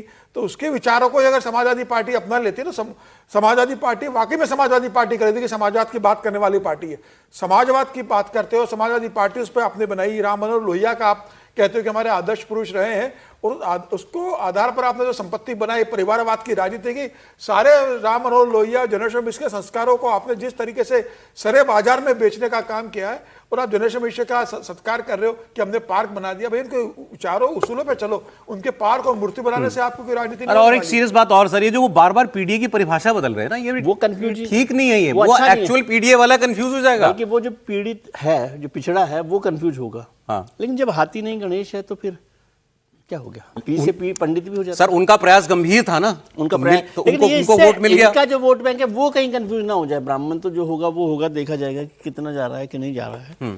लेकिन ये पीडीए की जो डेफिनेशन रोज बदलते हैं ना भाई, अब ये आप ऐसे समझिए, यूपी में ब्राह्मण बीजेपी के साथ उसी शिद्दत के साथ है जैसे मुसलमान या यादव समाजवादी पार्टी के साथ था। एक बात तो वो छोड़ करके इनके पास चला जाएगा क्या? राहुल जी आ गया। एक बात तो पक्की है ना, पूर्ण बहुमत की सरकार किसी को भी बनानी है तो बिना ब्राह्मणों के नहीं बनेगी, क्योंकि में 10-12% है ना, 12%। उसे मतलब अब पक्का अभी नया तो आया नहीं, लेकिन सीएसडीएस का जो आखिरी था वो 13% के आसपास वो सीएसडीएस का आंकड़ा था। तो अभी तो इधर आया नहीं, इसलिए कह नहीं सकते। प्रभाव ज्यादा है सर, भले 12% हो, वोटों को प्रभावित करने की ताकत ब्राह्मणों के पास ज्यादा है। 12% हो गए, 20% कोशिश कर रहे हैं ब्राह्मण वोट के लिए। नहीं ठीक है, देखिए कोशिश तो करनी चाहिए। अब ये बात तो सही है कि अगर उत्तर प्रदेश में ब्राह्मण जो है वो कहीं पे भी बीजेपी से छिटका तो बीजेपी के लिए मुश्किलें पैदा होंगी, ये बात तो सही है। मायावती के साथ ब्राह्मण गया था, अभी विजय जी बता रहे थे 2007 की बात है, तो ब्राह्मण जो है वो मायावती के साथ गया था। एक उन्होंने ज़बरदस्त कॉम्बिनेशन बना लिया था अपना, जिसके कारण जो है समाजवादी पार्टी को बहुत फ़ायदा हुआ था। उस वक्त ये भी बात थी कि ब्राह्मण भी जो है वो बीएसपी के साथ था, मुसलमान भी बीएसपी के साथ था, तो एक अजीब सा कॉम्बिनेशन जरूर बना था। लेकिन ये भी वो उसकी कोशिश में है, अगर सफल होती है तो बहुत बड़ी बात। एक खबर आपको मैं और बताता हूं, एक बात नोट कर लीजिए कि कांग्रेस का जो उत्तर प्रदेश में खत्म हुई, अवसान हुआ, वो इसीलिए हो कि वहां से ब्राह्मण शिफ्ट हो गया था कांग्रेस। हाँ, ये बात सही, ये बात। नारायण दत्त तिवारी के बाद कोई वहां पर कांग्रेस का नेता नहीं रहा। सर एक खबर पे आप लोगों की जरा जानकारी की जरूरत पड़ेगी। वो एक बार जरा वो खबर लगा देंगे, जरा यूसुफ पठान वाली खबर लगा दीजिए जरा। देखिए, टीएमसी के 20 सांसद लोकसभा के टूटे और वो एनसीपीआई एक नॉर्थ ईस्ट की पार्टी में जाकर के चले गए। फिर वो सारे उन सांसदों ने सबने एनडीए को अपना समर्थन दे दिया। एनडीए की मीटिंग्स में भी वो जाने लगे। लोकसभा स्पीकर को भी उन्होंने कह दिया कि हम इनके साथ हैं, हम टीएमसी में नहीं रहे हैं। अब हुआ क्या, प्रॉब्लम यह कि उसमें 3 मुस्लिम सांसद हैं, जिसमें से एक यूसुफ पठान भी है, क्रिकेटर। तो यूसुफ पठान के आने को लेकर के आपको याद होगा बड़ी कन्फ्यूजन भी हुई थी। उन्होंने एक वीडियो में ये भी कहा था कि मैंने ममता बनर्जी के लिए कोई सीट छोड़ने जैसी बात मैंने कभी नहीं कही है, जब ये चल रहा था कि ममता बनर्जी लोकसभा आना चाहती हैं। क्या में फिर वो इधर एनसीपीआई में आ गए। लेकिन ये 3 लोग एनडीए की मीटिंग में नहीं जा रहे हैं। तो अब ये चल रहा है कि ये 3 लोग दिल से जो हैं स्वीकार नहीं कर पा रहे एनडीए को कि भाई हम बीजेपी के बगल में नहीं बैठ पाएंगे, हम लोग इतना नहीं हो पाएगा। इनके नाम है खलीलुर रहमान, अबू ताहिर खान और यूसुफ पठान। तो यूसुफ पठान मिल गए आज हमारे सहयोगी शोएब रजा को पार्लियामेंट में, और उन्होंने कई बार पूछा उनसे कि यूसुफ जी क्या है मामला, क्या है, आप क्यों नहीं जा रहे हैं एनडीए में, क्या प्रॉब्लम है। आप देख लीजिए क्या करते रहे पूरे वक्त यूसुफ पठान। बैठक में थे आप, कुछ तो बताएं। अच्छा, इस तरह की खबरें हैं कि आप नहीं जाना चाहते यूसुफ भाई, आप लोग यूसुफ भाई, कुछ ऐसी खबरें हैं कि आप लोग कुछ सच्चाई है क्या यूसुफ भाई इन बातों में कि आप एनडीए की तरफ नहीं जाना चाहते? यूसुफ भाई टीएमसी दावा कर रहे हैं कि आप लोग संपर्क में हैं। हाँ यूसुफ भाई कुछ बोलोगे? फिर अंत में उनको यही कहना पड़ा, मैं नहीं बोलूंगा। मैं नहीं बोलूंगा का मतलब तो ये है ना, मैं एनडीए, मतलब वो कैसे कह रहे हैं कि मैं एनडीए में हूं? नहीं, बोल भी नहीं सकते। यूसुफ पठान जो है वो एनडीए में नहीं हूं, ये है अभी तो मुश्किल उनको। नहीं, बोल भी नहीं सकते एनडीए हाँ, में। बहरामपुर से आते मुश्किल है। एक बहरामपुर से हैं ये यूसुफ पठान, दूसरे जो है अबू तहर शुद्ध मुस्लिम वोट से वो जो है मुर्शिदाबाद से, खलीलुर रहमान जहांगीरपुर से हैं। तीनों dominated Muslim dominated constituency. Congress के कैंडिडेट जो थे तीनों मुस्लिम डोमिनेटेड जो कांग्रेस के नेता थे। अगर बीजेपी रंजन चौधरी ने कहा था कि अगर बीजेपी के साथ दिखाई देते हैं तो अपनी कॉन्स्टिट्यूएंसीज में क्या होगा? वही प्रॉब्लम है इनकी। प्रॉब्लम है नहीं, बट है ऑन रिकॉर्ड के लिए तो एनडीए में ही है ना। नहीं, पर एनडीए की दोनों बैठकों में नहीं गए। एनसीपीआई में तो है और एनसीपीआई एनडीए में है। नहीं, एनडीए की जो 2 बैठकें हुई हैं संसदीय, जो संसद के सारे लोगों की, उसमें गए नहीं। तो करेंगे क्या? मतलब अलग अलग तो कोई हैसियत नहीं है ना। भूपेंद्र यादव के घर पे जा रहे हो, एनसीपीआई में शामिल हो रहे हो, भारतीय जनता पार्टी के साथ आप डिनर में शामिल हो रहे हो, और सिर्फ मंगल मिलन में नहीं जा रहे हो, और आप कह रहे हो कि हम पार्टी में नहीं है। जी का बढ़िया वाला माछ भात खाने में कोई कसर नहीं छोड़ी और कह रहे हैं एनडीए की मीटिंग में नहीं जाएंगे। तब नहीं मुर्शिदाबाद, तब वो कॉन्स्टिट्यूंसी नहीं वो हिलेगी। सर 29 तक उनको पता है अभी कुछ हो नहीं रहा है। सुगाता रॉय सर एक ब्रेक लेना पड़ेगा। एनीवे, मजबूरी है उनकी मजबूरी है। एक खबर का सुधार करना था, वो मैं आपको बता दूं। कल हमने आपको एक खबर दी थी कि कर्नाटक के गृह मंत्री प्रियांक खरगे ने ये कहा कि मैं ये स्टूडेंट्स की मांग मान लूंगा पेपर लीक पर जो मेरा इस्तीफा मांग रहे हैं, कि पहले वो 25 दिन की भूख हड़ताल करें, फिर लाठीचार्ज होगा उसके बाद। तो एक्चुअली इस खबर का कॉन्टेक्स्ट जो है वो अब सामने आया है पूरा। ये खबर एजेंसी पीटीआई ने दी थी, और उस हमने जो आपको खबर दी वो एजेंसी ने जो खबर दी थी वही दी थी। लेकिन एजेंसी ने अपनी खबर में सुधार करते हुए ये बताया है कि प्रियांक खड़गे स्टूडेंट्स के लिए नहीं, बीजेपी के लिए ये बात कह रहे थे कि मैं बीजेपी पहले ये 25 दिन का अनशन करे, उसके बाद फिर अगर लाठीचार्ज होता है तो लाठीचार्ज हो, और फिर जो है मैं इस्तीफा देने के लिए तैयार हूं। तो क्योंकि एजेंसी ने अपनी खबर सुधारी तो हम भी अपनी खबर में सुधार करते हैं। हमें खेद है इस खबर का। तो हम सुधार लेते हैं, अब सुधरी हुई खबर पर बात कर लेते हैं। हाँ, अगर वो ये कह रहे हैं कि विपक्ष को पहले इतने दिन तक ये करना है, फिर भूख हड़ताल करना है, फिर वो सब जो प्रक्रिया उन्होंने बताई है वो करना है, तो खड़े तो अभी भी वही है। हाँ, उन्होंने कहा मैं स्टूडेंट्स के लिए नहीं कहा, मैं बीजेपी के लिए कहा। बस उन्होंने वो बदल दिया। हाँ। अब वो पता नहीं है एजेंसी ने किया, एजेंसी ने वापस ले लिया तो फिर तो कोई बात ही नहीं है, क्योंकि मूल आधार वही था। लेकिन खड़े तो अभी भी वही हैं। ठीक है, उनका एरोगेंस तो वही दिख रहा है। जंतर मंतर खत्म हो गया, लेकिन राहुल गांधी इस मुद्दे को अभी जिंदा रखना चाहते हैं। आपने देखा पार्लियामेंट में अभी भी मांग हो रही है कि अमित शाह सामने आए, बयान दें। अच्छा, इसके अलावा राहुल गांधी ने अपना भी पूरा जोर इसमें लगा ही रखा था। वो गए भी थे, आपने देखा था प्रधानमंत्री आवास तक उन्होंने जाकर के पूरा प्रदर्शन भी किया था उनके निशाने पर। लेकिन अब मोदी जी तो रहते ही हैं, आरएसएस भी बराबर रहती है उनकी बातों में। तो कल वो एक कार्यक्रम में गए थे, एक सांसद हैं, बड़े सीनियर सांसद हैं वाइको, उनकी किताब लॉन्च हुई है, तो उसके मौके पर वो वहाँ पर गए हुए। तो बहुत सारे सांसद थे उसमें, अलग अलग दलों के, उसमें अखिलेश यादव भी थे और भी कई लोग थे। वहाँ उन्होंने कई बातें कही आरएसएस को लेकर के और नरेंद्र मोदी को लेकर के। जैसे नरेंद्र मोदी पर उन्होंने कहा कि उन्होंने अभी जो लास्ट वीडियो बनाया जिसमें उन्होंने कहा कि जो बच्चे गाली गलौज कर रहे हैं, मैं चाहता हूं कि मैं इनको माफ़ करूं, समाज भी इसी दिशा में आगे बढ़े, आगे बढ़ते हैं इस बात से, बच्चों को दिशा दिखाने की ज़रूरत है। तो उन्होंने कहा कि बड़ी विचित्र परिस्थिति से देश गुजर रहा है, बच्चे सड़कों पर आंदोलन कर रहे हैं और प्रधानमंत्री कह रहे हैं मैं उनको माफ़ करता हूँ। कौन होते हैं माफ़ करने वाले? माफ़ी तो उनको माननी चाहिए। फिर आरएसएस पर उन्होंने बड़ी लंबी चौड़ी बात की। उन्होंने कहा कि ये देश के लिए बड़ी हानिकारक सोच वाली संस्था है, विचारधारा है जो आरएसएस की है। फिर उनका वो जो पुराना एक व्याख्यान में जो हमेशा वो कहते हैं कि भारत के संविधान में लिखा है India is a union of states, तो भारत अलग अलग राज्यों का एक संघ है और हर राज्य की अलग संस्कृति, अलग सभ्यता, अलग खान पान, अलग भाषा, अलग वेशभूषा, सब कुछ है और हमें उसका सम्मान करना चाहिए। लेकिन यही आरएसएस नहीं करती। आरएसएस सबको एक रंग में डालना चाहती है और वो हम कभी होने नहीं देंगे, और आरएसएस इसीलिए इस देश के लिए सबसे बड़ा खतरा है। तो मैं आपको सुनाता हूं राहुल गांधी कल एक बार फिर से आरएसएस और नरेंद्र मोदी पर कैसे बरसे। We are going through a strange time in our country. Students are on the street in severe pain. They don't have work. They are asking for fairness in exams. They're asking for an education system that works.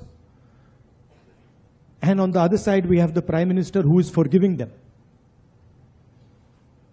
Who he is to forgive them, I don't know.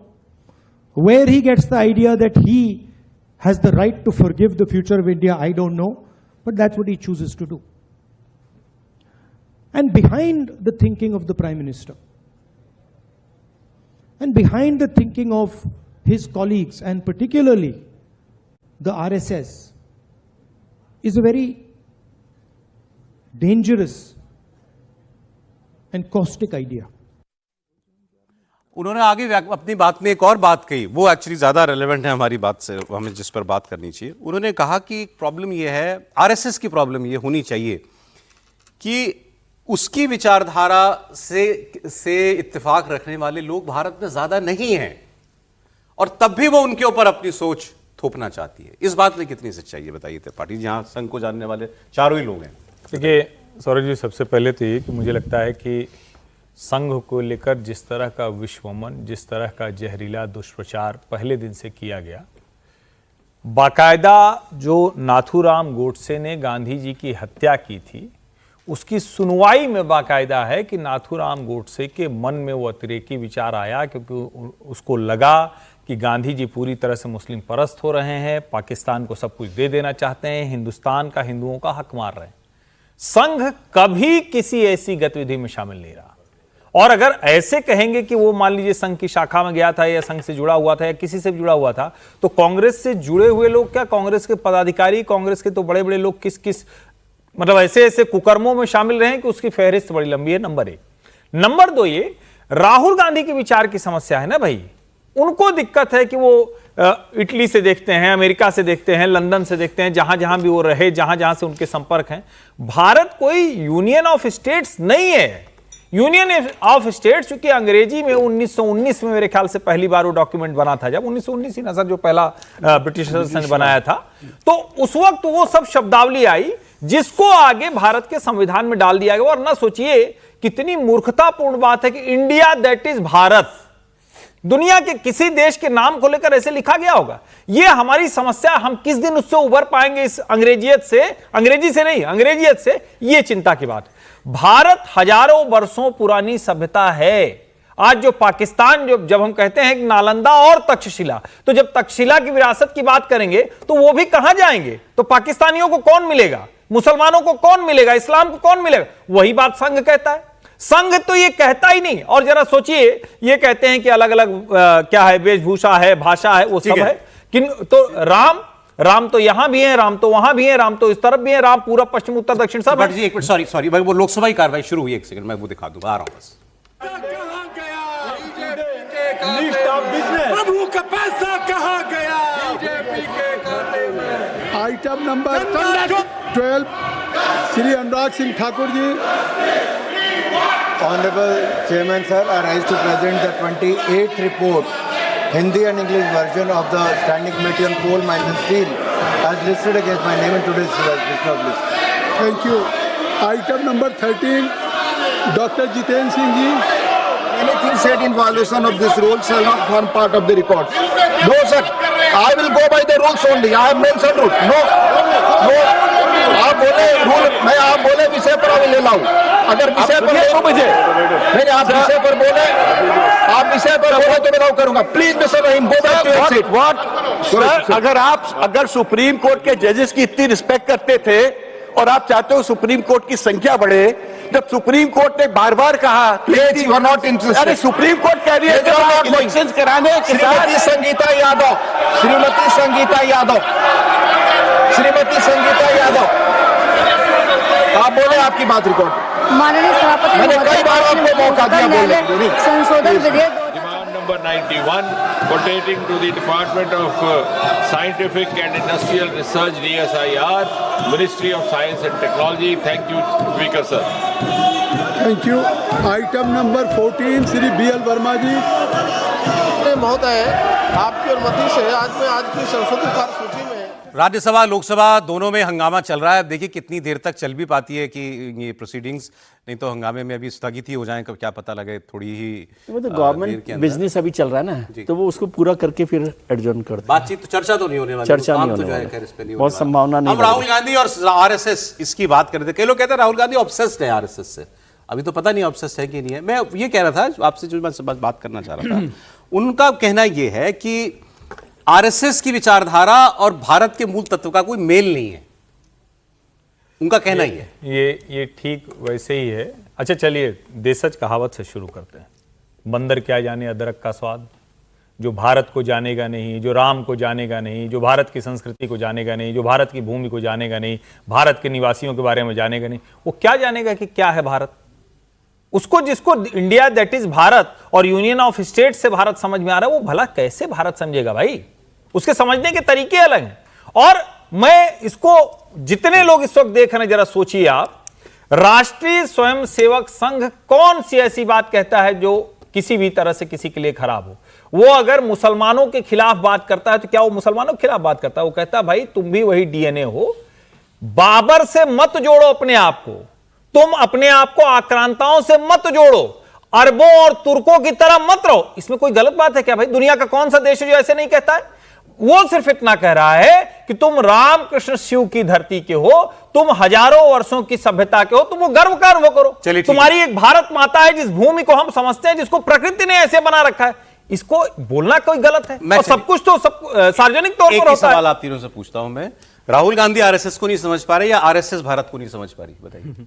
RSS अखंड भारत की बात करती है। देखिए अखंड भारत जो है वो सारे तरह के लोगों से मिलकर बना है। उनका ये भी कहना है कि जितने भी लोग भारत में रहते हैं उनका समान अधिकार है भारत देश पर।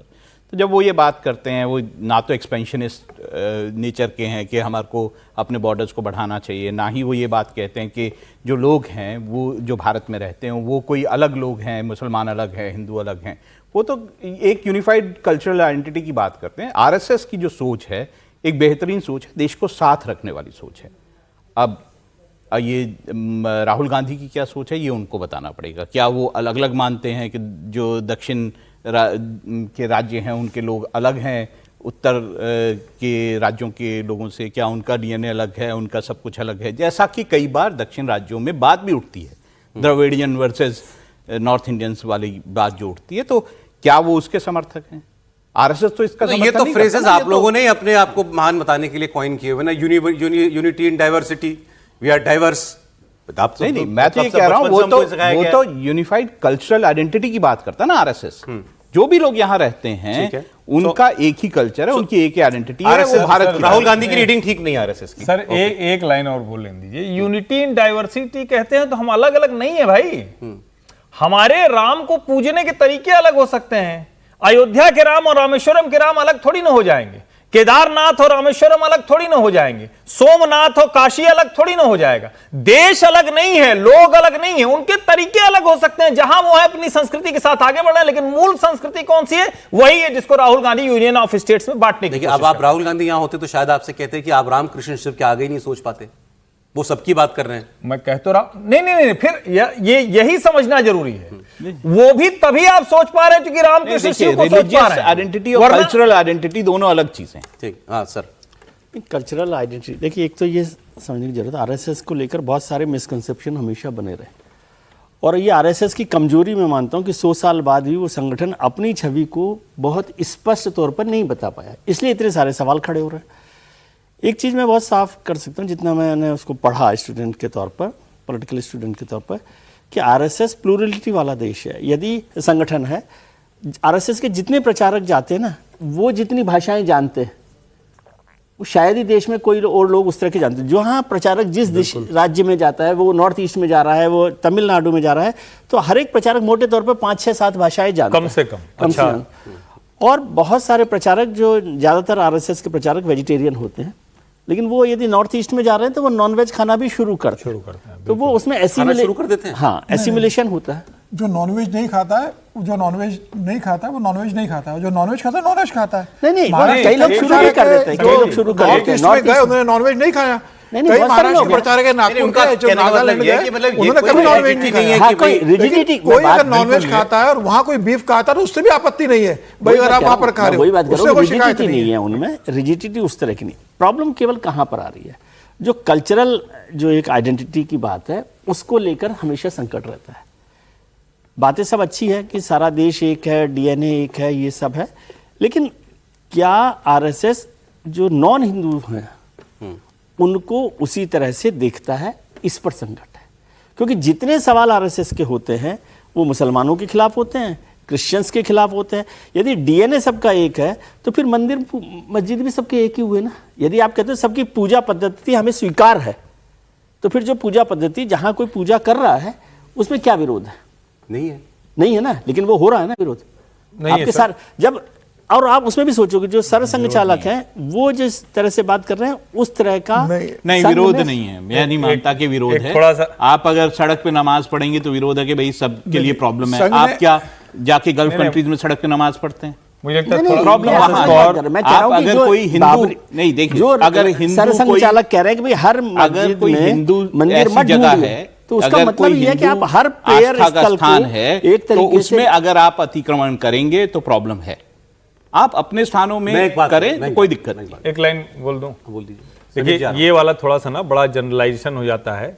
संघ को या हिंदू को किसी मुस्लिम, किसी ईसाई, किसी पारसी, किसी से कोई दिक्कत नहीं। दिक्कत कहां है? आप ज्ञानवापी को ज्ञानवापी मस्जिद कह के कहिएगा कि हम रहेंगे, आप कृष्ण जन्मभूमि को ईदगाह कह के कहिएगा कि हम रहेंगे, आप राम जन्मभूमि को बाबरी मस्जिद कह के कहिएगा कि हम रहेंगे। ये विवाद है और ये विवाद होना क्यों नहीं चाहिए? दुनिया के कौन से हिस्से में नहीं रहेगा? यानी हिंदू के स्थान को तोड़कर बनाया गया स्थान। मैं तो कह रहा हूं यहां पर समझना किसको है? समझना तो मुसलमान को है ना। हम कहां कह रहे हैं? और किसी की आस्था पर कोई सवाल होना भी नहीं। झगड़ा है ना कि आपको समझना है। एक बार जरा झारखंड में स्टूडेंट्स के प्रोटेस्ट पर मुख्यमंत्री हेमंत सोरेन कुछ कह रहे हैं, सुन लेते हैं। निश्चित रूप से उनके विषय अप्रत्यक्ष रूप से तो हमारे संज्ञान में है ही, और वो लोग अपनी बातों को रखेंगे तो निश्चित रूप से सरकार उसकी बातों को गंभीरता से लेगी। वर्तमान जो जांच एजेंसी है, छात्रों को उन पर भरोसा नहीं है, उस पर स्वतंत्र जांच एजेंसी की मांग कर रहे हैं। बहुत सारी मांगे हैं। अब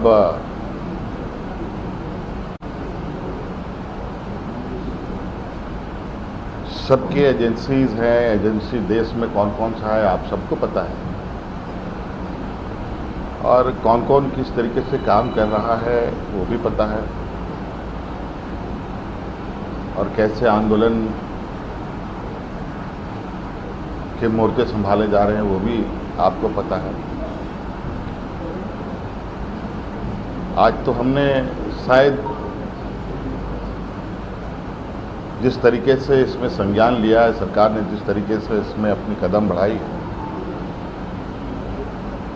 और सभी राज्यों में ऐसी घटनाएं हमारे कानों तक में है जहां ऐसी घटनाएं तो हो रही हैं लेकिन सरकार कोई कदम नहीं उठाती। सर, मानसून सत्र सुचारू रूप से चले इसके लिए सदस्यों को आपने आश्वासन दिया है, कोई विचार विमर्श हुआ? सत्र हम लोगों ने आहूत इसीलिए किया है कि सत्र चले। हेमंत सोरेन कह रहे हैं सरकार के दरवाजे सबके लिए खुले हैं। दिल्ली मेंशन हो रहा था तो यही हुआ कि क्यों नहीं जाके सरकार बात करती है, और अल्टीमेटली सरकार को बात करनी ही पड़ी। तो हेमंत सोरेन उससे ही कुछ आगे उससे ही नसीहत ले लें, भेजें किसी को बात करने के लिए, या उनके लोगों को बुला लें बात करने के लिए। फर्स्ट स्टेप मैसेज का है। हेमंत सोरेन खुद चले जाते मिलने के लिए, क्या फर्क पड़ता? नहीं हेमंत जाते, सोरेन नहीं जाना, जाते, आप कल्पना सोरेन को भेज देते बात करने के लिए, आप अपना कोई मंत्रिमंडल के किसी को भेज देते वार्ताकार के रूप में कि हम बात करने जा रहे हैं, आप फोन पे बात कर लेते उनसे किसी तरह से। आप ट्विटर के थ्रू उनको कोई मैसेज देते, आप बिल्कुल बात नहीं करो, फिर यह कह दो कि हमारे दरवाजे खुले हुए, हमारे संज्ञान के अंदर है, हम कार्रवाई कर रहे हैं। मुझे लगता है ये ठीक नहीं है। लगातार स्टूडेंट वहाँ बैठे हुए हैं, अपने इतनी बारिश हो रही है, बारिश में वो जिस तरीके से परेशान हो रहे हैं, वहाँ पर उनको कोई व्यवस्था नहीं है, उसके बाद भी वहाँ डटे हुए हैं। तो आपके ही छात्र हैं, आपके ही वोटर रहे, आपके ही कम्युनिटी से लोग आ रहे हैं, आप जाके उनसे मिल लेते, बात कर लेते। तो ये बता रहा है कि किस तरीके से कर रहे हैं। और राहुल गांधी भी उनके संदर्भ में एक बयान नहीं दे रहे। राहुल गांधी से पूछा जा रहा है, राहुल गांधी उसका जवाब नहीं दे रहे। और तो कहीं से दबाव बन ही नहीं रहा ना उन पे, वो उन छात्रों का ही दबाव है जो है। निश्चित रूप से कोई और बड़ा पॉलिटिकल सपोर्ट उन्होंने लिया भी नहीं है और उनको मिल भी नहीं रहा उस तरीके से जो उम्मीद कर रहे थे। मुझे लग रहा है कि इस समय उनके साथ लोगों को खड़े रहने की जरूरत है। ठीक है, उनका अनशन तोड़वा दिया गया, लेकिन उसके बाद भी छात्र वहां बड़ी संख्या में बैठे हुए हैं। तो कम से कम हेमंत सोरेन की जिम्मेदारी बनती है कि भाई आपके छात्र हैं झारखंड के, आप जाके उनसे कोई संवाद तो शुरू कीजिए, क्या समस्या है क्या नहीं। आप बताइए कि सरकार ने क्या क्या किया। आप बताइए कि भाई चेयरमैन का हमने इस्तीफा ले लिया, इतने लोगों को हमने अरेस्ट कर लिया, हम इंश्योर करते हैं कि आगे नहीं होगा, हम फिर से परीक्षा करेंगे। आप संवाद तो कीजिए, कोई प्रस्ताव तो दीजिए। आप एक तरफ पूरी तरीके से बात बंद कर दो और सिर्फ ये कह दो कि हमारे दरवाजे खोले। मुझे लगता है ये ठीक नहीं है। इतना अहंकार हेमंत सोरेन को नहीं रखना चाहिए। चलें सर, एक अगली खबर आपको मैं बताता हूं। ये E20 का मसला अभी उठाने की कोशिश कई लोग कर रहे हैं। ये जो CJP पार्टी बनी हुई है, इसकी ये लोग भी कह रहे हैं कि इस मुद्दे पे हमको लगता है कि लोगों में काफ़ी नाराज़गी है, तो ये भी इसको आगे क्या उठा सकते हैं। सरकार इसमें अभी से अब कुछ मतलब अभी से प्रोएक्टिव अप्रोच के साथ काम कर रही है। पहले आपने देखा था इसमें इंडस्ट्री, कार मैन्युफैक्चरर्स की कंपनियों के कई सीनियर एग्जीक्यूटिव्स को सामने लाई सरकार ने भी प्रेस कॉन्फ्रेंस की, पेट्रोलियम मंत्री ने की, नितिन गडकरी ने की। अब किसान संगठनों ने भी अपना समर्थन सरकार को दिया है। कल कई किसान संगठनों के नेताओं ने कृषि मंत्री शिवराज सिंह चौहान से मुलाकात की और एथेनॉल को लेकर सरकार की पॉलिसी का समर्थन किया। किसानों के इस प्रतिनिधि मंडल में पंजाब, हरियाणा, महाराष्ट्र, यूपी, राजस्थान, तमिलनाडु, तेलंगाना समेत कई राज्यों के किसान नेता आए थे और सबने कहा कृषि मंत्री के सामने कि किसानों को एक नई मार्केट चाहिए। एथेनॉल एग्रीकल्चर प्रोड्यूस से ही बनता है और सरकार ने भी जब अपनी बात कही थी तो ये कहा था कि हम इससे जब अरविंद केजरीवाल ने कहा कि भाई इसके दाम कम होने चाहिए, पेट्रोल के दाम, एथेनॉल अगर आप मिला रहे हो 20% पेट्रोल में तो आयात कम हो गया तो दाम भी कम करो। तो उन्होंने कहा कि भाई दाम का सीधा मतलब ये है कि वो जो हम एथेनॉल खरीद रहे हैं हम किसानों को लाभ पहुंचा रहे हैं, उसका पता नहीं और उसका कितना 1000 लाख करोड़ रुपए का वो बताया भी क्या था कि इतना अब तक जो है किसानों को इससे मिल चुका है। 1,90,000 करोड़ रुपए का फायदा किसानों को मिल चुका है। तो ये भी हमको देखना है। तो वो उसी लिए अब कल किसान संगठनों के साथ कृषि मंत्री की मुलाकात हुई और उसमें कहा गया कि निसाब हम आपके साथ हैं। सन 81 में 1981 वहां हमने जनरल बॉडी में तय किया था कि यहां हमारी शुगर मिल को एथेनॉल बनाना चाहिए, क्योंकि शुगर की मार्केटिंग उतनी नहीं थी। तो हमने सोचा एथेनॉल बनाना चाहिए। सिर्फ एथेनॉल ही नहीं, हमारी जनरल बॉडी की उस मीटिंग में यह भी था कि एथेनॉल के आगे एल्डिहाइड्स और सिट्रिक एसिड, ये भी इस तरह की चीजें भी बननी चाहिए, विटामिन C तक जाना चाहिए। तो इसका मतलब ये है कि ये तो किसानों की बहुत देर से हमारी मांग रही है कि हमारे जो पैदावार हम करते हैं उसकी मार्केट और बढ़े। देखिए, सरकार को ये सरकार की सोच ठीक है कि अगर इस मुद्दे पर किसान हमारे साथ दिख जाएंगे तो फिर विरोध जो है करना बड़ा मुश्किल हो जाएगा। अगर ये हम समझा पाए कि भी किसानों को फायदा हो रहा है इससे। देखिए, पर क्या सच में ऐसा होगा? मतलब थोड़ा सा हमें ये समझना पड़ेगा कि देखिए, भारत में इस वक्त जो एथेनॉल की प्रोडक्शन है वो लगभग 2000 करोड़ लीटर्स की प्रोडक्शन है और कंजम्पशन क्या है 1050 से 1450 करोड़। कल मैंने कहा था ना तो कि प्रोडक्शन ज्यादा है, इस वक्त प्रोडक्शन ज्यादा एथेनॉल में है, हम कंज्यूम कम कर पा रहे हैं, ना उसको एक्सपोर्ट कर पा रहे हैं। आपको लगता है किसानों को सरकार और मिलाने लगेगी पेट्रोल में? नहीं, तो उन्होंने तो पहले ही कहा था ना 100% एथेनॉल पे चलाने की कोशिश कर।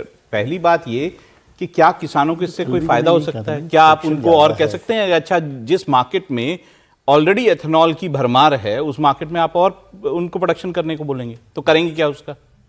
ये सोचने की जरूरत है, एक नीति लाने की जरूरत है कि एथेनॉल अगर प्रोडक्शन आपको करना है तो उसका आप करेंगे क्या, कैसे यूज करेंगे। सर, ऐसा अच्छा लग रहा है देश में कि अपने आप किसान लोग सरकार के समर्थन में आ रहे हैं, ये भी अच्छी बात है।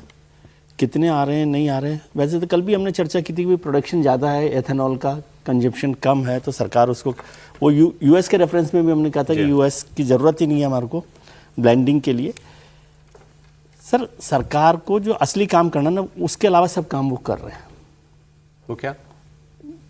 ये काम कि जो एथेनॉल पे ट्रांसपेरेंट सिस्टम ब्लेंडिंग एथेनॉल पर करना चाहिए, उस पर काम वो नहीं कर रहे।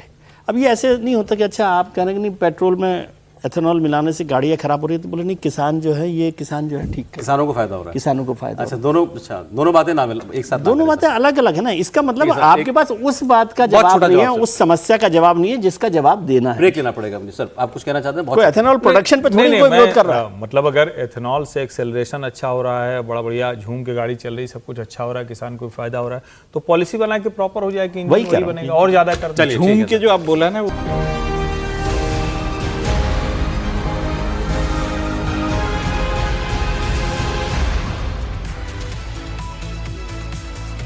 बहुत स्वागत, आप देख रहे हैं कहानी कुर्सी की। मैं हूं सौरभ, आपके साथ स्टूडियो में हर्षवर्धन त्रिपाठी जी, विजय त्रिवेदी जी, राहुल महाजन जी और समीर चौगांवकर जी मौजूद हैं सभी।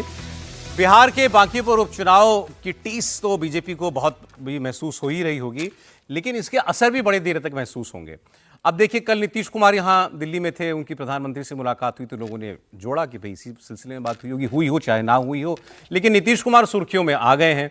अब लोग ये कह रहे हैं कि साहब नीतीश कुमार याद आ रहे हैं लोगों को, कि नीतीश कुमार को बीजेपी ने रिटायरमेंट में भेज दिया, उनकी जगह सम्राट चौधरी को मुख्यमंत्री बना दिया। लोगों को ये ठीक नहीं लग रहा है।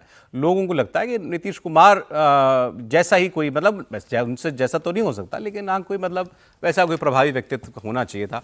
ऐसा ऑपोजिशन के लोग ये धारणा बनाना चाहते हैं बिहार में सम्राट चौधरी के खिलाफ एक कैंपेन खड़ा करने के लिए। हालांकि आपको मैं बता दूं कि जो कल मीटिंग हुई थी प्रधानमंत्री मोदी के साथ, जेडीयू के नेताओं ने इस मुलाकात को बिल्कुल एक औपचारिक मुलाकात करार दिया है, और हमें भी ये बताया गया कि जब से वो राज्यसभा के मेंबर बने हैं, उनकी प्रधानमंत्री से दिल्ली में मुलाकात नहीं हुई थी, इसीलिए ये मीटिंग हुई। हालांकि मीटिंग की टाइमिंग ऐसी थी कि इस पर बात होनी थी। बीजेपी के बांकीपुर जैसी सुरक्षित सीट हारने के पीछे जो बातें बताई जा रही हैं, उसमें ये नीतीश कुमार का मैंने आपको बताया, ये जिक्र किया ही जा रहा था कि उनको हटाना कई लोगों को पसंद नहीं आया। अब कई लोग कह रहे हैं कि सम्राट चौधरी पब्लिक से उस तरीके से कनेक्ट नहीं कर पा रहे हैं जैसे नीतीश कुमार करते थे। बीजेपी से सवर्ण वोटर नाराज हैं, ये भी बताएगी वजह।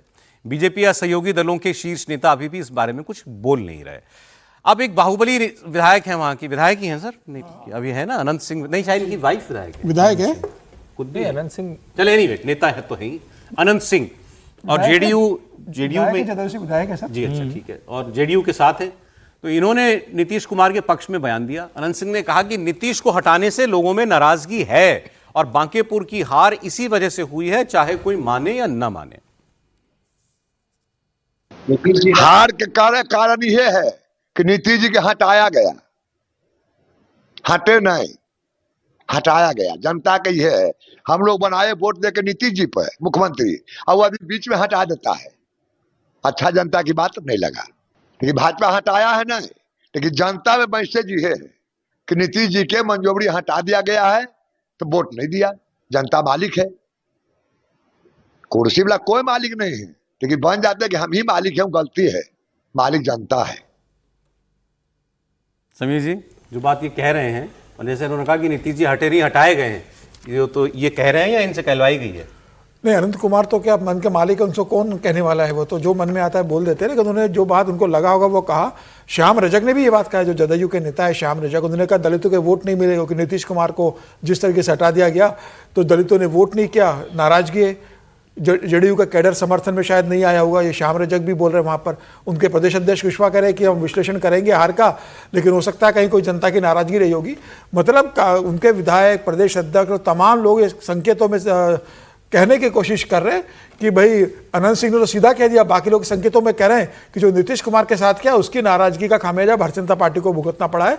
तो मुझे लग रहा है कि अब भारतीय जनता पार्टी भी सोचेगी कि भाई अब कैसे जेडीयू को साथ में लेकर जाएगी। जेडीयू का बयान जिस तरीके से आ रहा है, और कल चिराग पासवान ने जिस तरीके से बात की है प्रशांत किशोर से, और जेडीयू को भी ये लग रहा है कि आने वाले समय में क्या प्रशांत किशोर कुछ बनेंगे, तो पार्टी के अंदर जिस तरीके से भारतीय जनता पार्टी और जेडीयू के अंदर जिस तरीके से एक मतभेद नजर आ रहे हैं इस सीट को लेकर, तो तो मुझे लगता है कि आने वाले दिनों में चिंता की बात है भारतीय जनता पार्टी और जदयू दोनों के लिए। हालांकि शीर्ष नेतृत्व में बहुत सहमति बनी हुई है। तो क्या सम्राट चौधरी पर जिस तरीके से प्रशांत किशोर हमला बोल रहे, तो क्या जदयू भी चाहता है कि भाई प्रशांत किशोर हटे? हालांकि कहा जाता है कि वो नीतीश कुमार की चॉइस थे, लेकिन कोई एक बड़ा वर्ग है क्या जदयू में जो चाहता है कि प्रशांत किशोर की जगह चौधरी के सर मुख्यमंत्री बनने से जेडीयू क्या बीजेपी में भी कई लोगों को नहीं पसंद होगा? नहीं, लेकिन दो उप मुख्यमंत्री जदयू के जो बने हैं वो दोनों इस बात से बहुत नाराज है कि भाई सम्राट चौधरी जिस तरीके से पूरा कंट्रोल कर चल रहे हैं और पूरी तरीके से अप्रासंगिक कर दिया दोनों उप मुख्यमंत्रियों को। तो मुझे लग रहा है कहीं कहीं सत्ता की वो पहले प्रदेश अध्यक्ष थे, उसके बाद उप मुख्यमंत्री भी थे सम्राट चौधरी, ऐसे एकाएक नहीं बन गए। उनका एलिवेशन लगातार ग्रेजुअल एलिवेशन हुआ। एक बात, मैं कल एक और देश के जाने माने सेफोलॉजिस्ट को सुन रहा था, नाम नहीं लेता चलिए, और आप सभी लोग जानते पहचानते मित्र लोग हैं सभी के, वो उन्होंने कहा कि भाई ये बड़ी भूल कर रहे हैं सभी लोग ये कह के कि ये ब्राह्मण नाराज हो गए तो इसलिए वोट चला गया, तो कोई और वजह, नीतीश कुमार की कोई वजह। 3 साल चप्पल घिसी है प्रशांत किशोर ने, बिल्कुल बिहार में गांव गांव घूम के। वो असेंबली इलेक्शन में उनको कुछ नहीं मिला था, ये बात ठीक है, लेकिन वो खुद इलेक्शन लड़े भी नहीं थे, खुद नहीं लड़े थे, पहली बार खुद इलेक्शन लड़े हैं। अच्छा, बीजेपी का वोटर नाराज है, बीजेपी का वोटर चला गया, आरजेडी का वोटर क्यों चला गया, कांग्रेस का वोटर क्यों चला गया, वो क्यों चला गया प्रशांत किशोर के पास? इसका भी तो जवाब हम लोगों को ढूंढना चाहिए। सर बिल्कुल ये दुरुस्त बात है। पहली बात तो ये कि प्रशांत किशोर ने कोई कसर नहीं छोड़ी और हम लोग समय समय पर आलोचना भी करते रहे हैं, लेकिन प्रशांत किशोर जिस तरह से टिक कर लड़ा है वो आदमी, तो उसका परिणाम है। लेकिन फिर मैं कह रहा हूं दाएं बाएं अगर जाएगा तो भारतीय जनता पार्टी का बड़ा नुकसान होगा। नीतीश कुमार इतना ही उनका ब्रांड वैल्यू थी तो 15 में जब लालू जी और नीतीश जी दोनों थे तो काहे को भाजपा सीट जीत गई?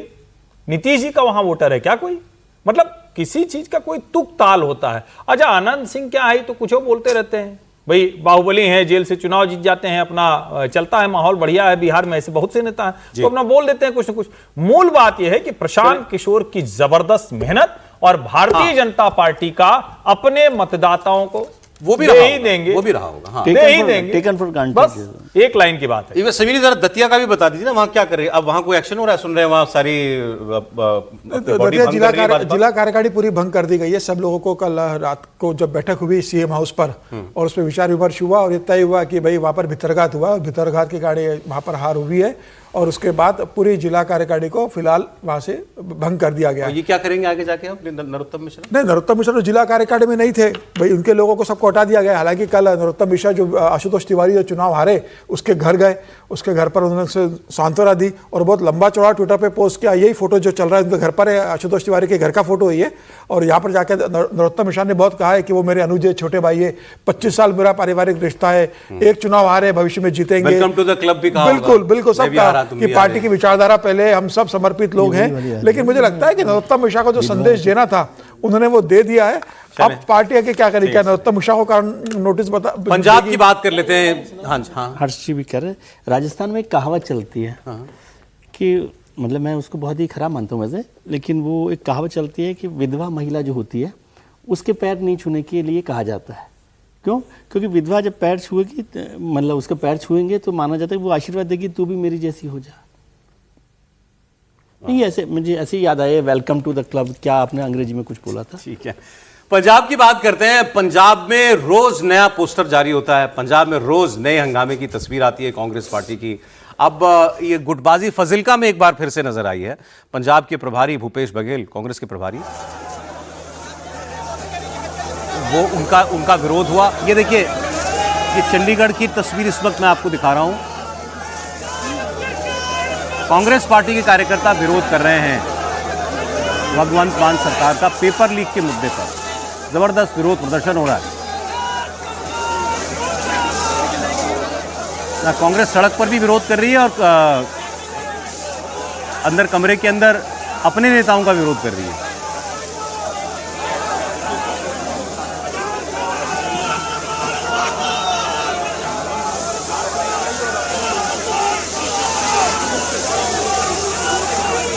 अरे भूपेश बघेल के वो अंग्रेजों के जनरल डायर टाइप यूनिफॉर्म में जगह बड़े बड़े बोर्डिंग लगे हैं, गो बैक के। खैर, ये पेपर लीक के मुद्दे पर कांग्रेस का प्रदर्शन चंडीगढ़ में इस वक्त जो है वो चल रहा है। भगवंत मान सरकार पर दबाव बनाने की कोशिश हो रही है। राहुल जी, क्या खबर है पंजाब की कांग्रेस की? लड़ रहे हैं जैसे मध्य प्रदेश लड़ रहे हैं, आपस में लड़ रहे हैं। देखिए, बरनाला में क्या हुआ, चरणजीत सिंह चन्नी जो हैं वो उनके समर्थक जो हैं वो अमरिंदर सिंह राजा जो कि कांग्रेस के प्रेसिडेंट हैं उनसे भिड़ गए। आपने अभी भूपेश बघेल का बताया कि उनके सामने जो है वो नारे लगा रहे थे कि जो हर बूथ कांग्रेस मजबूत, और चरणजीत सिंह चन्नी जो है वो जिंदाबाद, ये नारे लगे हैं। तो वो मतलब आपस में जो लड़ाई है कांग्रेस की वो पंजाब में ख़त्म नहीं हो रही। वो अब कई साल हो गए इस बात को, अलग अलग नेता आए, अलग अलग लड़ाइयाँ हुई, आपस में लड़ के उन्होंने पंजाब में कांग्रेस की हालत ख़राब कर दी। उसके बावजूद कांग्रेस जो है वो कई सारी सीटें जीत जाती है, ये भी हैरानी की बात है। इंडिविजुअल नेता ऐसे हैं जो जीत जाते हैं, क्योंकि संगठन के नाम पे तो वहाँ पर कल तो एक प्रोग्राम में अमरिंदर राजा वड़िंग जो प्रदेश अध्यक्ष है उन्हीं का झगड़ा है ना चन्नी से। उन्होंने तो ये अभी तक वो देखिए चन्नी का सम्मान करते आए, चन्नी के बारे में कोई एक शब्द नहीं बोले। वो चन्नी को अपना भाई बताया, कहा कि मेरे बड़े भाई हैं, मुझसे ज़्यादा काबिल भी हैं, सब कुछ कहा। कल उन्होंने एक बार ये कहा एक प्रोग्राम में कि ये देखिए कि कांग्रेस पार्टी इतनी बार सत्ता में आई, कभी रिपीट नहीं हुई पिछले कई दशकों के अंदर। तो उन्होंने नाम लेके बोला कि कैप्टन अमरिंदर सिंह मुख्यमंत्री बने, 2 बार उन्होंने सरकार अपनी हरवाई, मतलब रिपीट नहीं हो पाए। फिर उन्होंने चन्नी का नाम नहीं लिया, उन्होंने कहा हम 80 विधायक थे, हम 18 पे आ गए। तो 80 विधायक के समय चीफ मिनिस्टर कौन था? चन्नी थे। नाम नहीं ले रहे, लेकिन कह रहे हैं कि 80 वाले ने भी हमको 18 पे पहुंचा दिया। तो वही बात है ना, आपस में अगर आपके संगठन में इतनी लड़ाइयाँ होंगी, झगड़े होंगे, सत्ता को लेकर एक दूसरे के खिलाफ आप इस तरह से काम करेंगे तो नेचुरली आप जो है सत्ता से दूर रहेंगे, और वही जो है पंजाब में हो रहा है। जबकि पंजाब में इस वक्त ये जगह है कि कांग्रेस अगर ठीक से वहां काम करे तो वो जो है सत्ता में अपनी भागीदारी बढ़ा। मैंने अच्छा याद दिला दिया आपने। कल मैंने एक पंजाब को बहुत समझने वाले जर्नलिस्ट को मैंने एक्स पर पढ़ा, उन्होंने कहा कि ये जो कांग्रेस में चल रहा है ऐसा ना हो कांग्रेस तीसरे नंबर की पार्टी बन जाए। कहां तो सरकार बनाने की पोजीशन में हम मान रहे थे कांग्रेस हो सकती है, चैलेंजर है आम आदमी पार्टी की, उनका कहना था ये सब चलता लोग तीसरे नंबर पे आ जाओ। ये हालत हो गई कि भूपेश बघेल ने अमृतसर में घर ले लिया था वहां पर, मतलब रहने के लिए, और जब बवाल इतना मच गया है कि अब उन्होंने वहां पर रहने से मना कर दिया है कि मैं दिल्ली रहूंगा, बीच बीच में आता रहूंगा। मतलब वो कहते हैं कि मैं सरकार बनाकर लौटूंगा वापस दिल्ली। अब वो प्रभारी कह रहा है किसी की भी जैसे उन्होंने जैसे अपने मुख्यमंत्री थे छत्तीसगढ़ में, उन्होंने बीजेपी की सरकार बनवा दी, तो हो सकता है इस बार वो बीजेपी की सरकार बना के लौटे कि देखो मैंने अपने राज्य में भी बीजेपी की सरकार बनवाई। कभी नहीं निकलता ना कांग्रेस वो आम आदमी पार्टी की सरकार, बीजेपी सरकार बनाएगी पंजाब में इस बार, ये अब तय मानना सर, तय मानी बीजेपी की सरकार बन रही पंजाब में। पता नहीं कहां से बन रही है, मुझे तो नहीं लगता, पर इतना आगे बढ़ गए तो सर आपके भी 2 शब्द आई जाएं फिर इसमें। नहीं, कांग्रेस जितना चांस उनके पास था सरकार बनाने का, वो दिनों दिन वो कमजोर होता जा रहा है उनका। जो अपनी लड़ाई है, आपस में लड़ाई है। मैं तो देख रहा जितना प्रदर्शन हो रहा है, जितना विरोध भी हो रहा है भूपेश बघेल का, इतना तो वहाँ छत्तीसगढ़ में भी नहीं हुआ उनका विरोध कभी। सीरियस नोट पर मैं बता रहा हूँ, वो वहाँ पर नेता रहे, इवन जब वो थे क्या नाम था, बीजेपी ने भी कभी विरोध नहीं किया भूपेश बघेल का। चले अगली खबर बताता हूं आपको। कल इसकी बड़ी चर्चा हुई थी तमिलनाडु की। तो तमिलनाडु में कल पूर्व डिप्टी सीएम उदयनिधि स्टालिन, जो अब नेता विपक्ष हैं, उनके एक बयान पर काफी हंगामा हुआ। काफी उनका ऑब्सीन बयान था, सेक्सिस्ट बयान था, डबल मीनिंग बयान था। एक्ट्रेस हैं त्रिशा, जो कि दोस्त हैं चीफ मिनिस्टर विजय की, उनके खिलाफ उन्होंने एक रैली में दिया था। इसके बाद उनको गिरफ्तार कर लिया गया था। बाद में मद्रास हाईकोर्ट ने कहा कि इनसे पूछताछ पुलिस को करनी है तो कर लें, और उसके बाद उनको छोड़ दें। इसके बाद जब उदयनिधि स्टालिन की रिहाई हुई तो उनका ऐसे ग्रैंड वेलकम हुआ जैसे कल किसी ने लिखा जैसे कॉमनवेल्थ का मेडल जीत के आए हो, मतलब कोई जंग जीती हो जैसे जूनियर स्टालिन ने, ऐसे उनका वेलकम हुआ। ओपन कार में सवार होकर के वो आए, झंडा लहराते हुए, नारेबाजी हो रही थी, आतिशबाजी हो रही थी, जश्न मन रहा था रिहाई का। अब ये सब कुछ हुआ तो अब कल भी हम लोग ये बात कर रहे थे, इन तस्वीरों का मौका दिया किसने? इनको मौका दिया विजय ने। वो बात जो थी वो इतनी खराब बात थी विजय ने जो कही कि उस पर उनकी खुद ही इतनी धुलाई होनी थी, हर जगह उसकी आलोचना हो रही थी, होती अभी भी होगी। लेकिन ये काम करके वो अटेंशन सारा जो है इस बात पर चला गया कि देखो अरेस्ट कर लिया, और हाईकोर्ट को भी कहना पड़ा छोड़ो, ये अरेस्ट नहीं बनता है इस मामले में, आप उनको तुरंत रिहा कीजिए। 2 घंटे में उनकी रिहाई का ऑर्डर आ गया। और वो इस दौरान जब तक वो कस्टडी में रहे पुलिस की, डीएमके के कार्यकर्ता सड़कों पे रहे, हर जगह पर, जगह जगह विरोध प्रदर्शन, तमाशा, ये सब कुछ चलता रहा।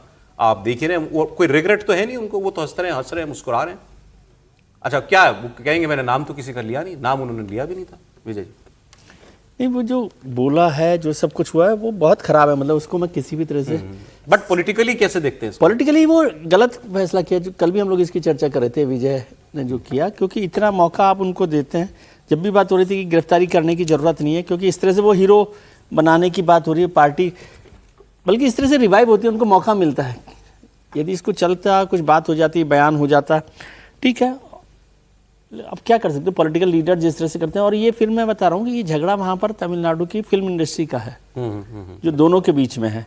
अब उसको पॉलिटिकल तरीके से कल ये भी मैं आपकी पढ़ रहा था कि इन्होंने तो, ये खुद भी फिल्म प्रोड्यूसर है और एक्टर भी रहे हैं पहले। हाँ, हाँ। और इन्होंने एक फिल्म प्रोड्यूस की थी जिसमें विजय और त्रिशा दोनों थे। पहले दोस्त थे और दोनों बॉलीवुड उससे हैं, तमिलनाडु की फिल्म इंडस्ट्री से। ठीक है, लेकिन लाइफलाइन दे दी ना विजय ने इनको एक? नहीं सर, कोई लाइफलाइन नहीं मिली। ये विजय की पार्टी को चाहिए कि उदयनिधि के इस घटिया गंदे चेहरे को पॉलिटिकली लोगों के सामने ले जाए। विजय ने पहला अच्छा काम किया जो गिरफ्तारी कराई, और कोई भी इस तरह का घटिया बयान दे, आम व्यक्ति नहीं है ना वो कि जिसको माफ कर दिया जाए। वरना तो शरद पवार पर टिप्पणी करने पर केतकी चिताले 40 दिन जेल में चली जाती, सुमित ठक्कर आदित्य ठाकरे पर टिप्पणी करने पर जेल पर चला जाता है, और भी लोग ममता बनर्जी पर कार्टून बनाने पर जेल में चले जाते, सभी जेल में चले जाते हैं।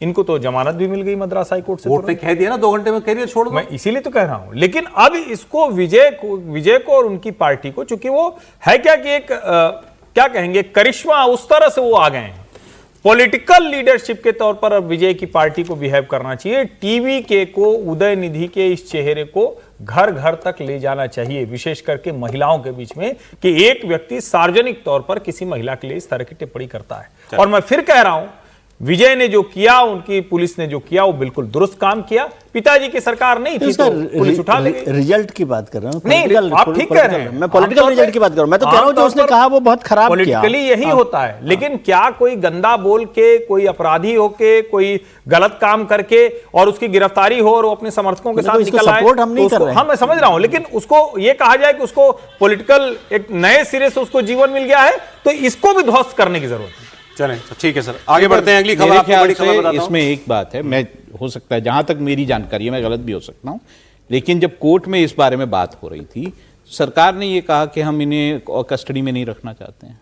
तो क्या मतलब हो सकता है कि विजय जो है इसको पॉलिटिकली लड़ना चाहते हो ठीक से? नहीं तो फिर आपने डिटेन क्यों किया था? डिटेन तो देखिए, मैसेज एक बार आपने मैसेज के लिए इस तरह की बातें आप नहीं कर सकते हैं, लेकिन देखिए इसकी लड़ाई जो है वो पॉलिटिकली हो सकती है इस तरह की बातों।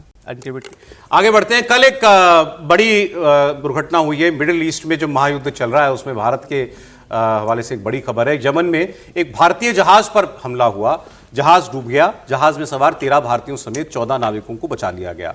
ईरान समर्थित हौती विद्रोहियों पर हमले का आरोप लगा है। गनीमत यह थी कि हादसे में किसी की जान नहीं गई। इस हमले को लेकर भारत ने कड़ी आपत्ति जताई है। इसके बाद डीजीएमए को तत्काल कदम उठाने के निर्देश दिए गए हैं। खाड़ी में तनाव के बाद यह चौथी बार है कि किसी भारतीय जहाज पर हमला हुआ है। जून में ओमान के तट पर एक भारतीय शिप पर हमला अटैक हुआ था। इसमें 3 भारतीय नाविकों की मृत्यु हुई थी, वो अमेरिका ने किया था। अब यमन के पास लाल सागर में हूतियों ने यह हमला किया। हूतियों का वहां सऊदियों के साथ जो है झगड़ा चल रहा है। अच्छा, वहां रेस्क्यू भी जो है वो यमन के लोगों ने, कोस्ट गार्ड वगैरह ने जो है उन्होंने किया है। तो ये मामला वहां टल लिया। हम कई बार आपको इस प्रोग्राम में बता चुके हैं। ये तो चलिए भारत का ही जहाज था, भारत ही आ रहा था। अदरवाइज भी वहां पर जो और जितने शिप्स फंसे होते हैं या जो कोशिश करते हैं निकलने की, उनमें बहुत सारे इंडियन सी फेयरर्स हैं, बहुत सारे सेलर्स जो होते हैं वो भारतीय हैं, भारतीय मूल के हैं।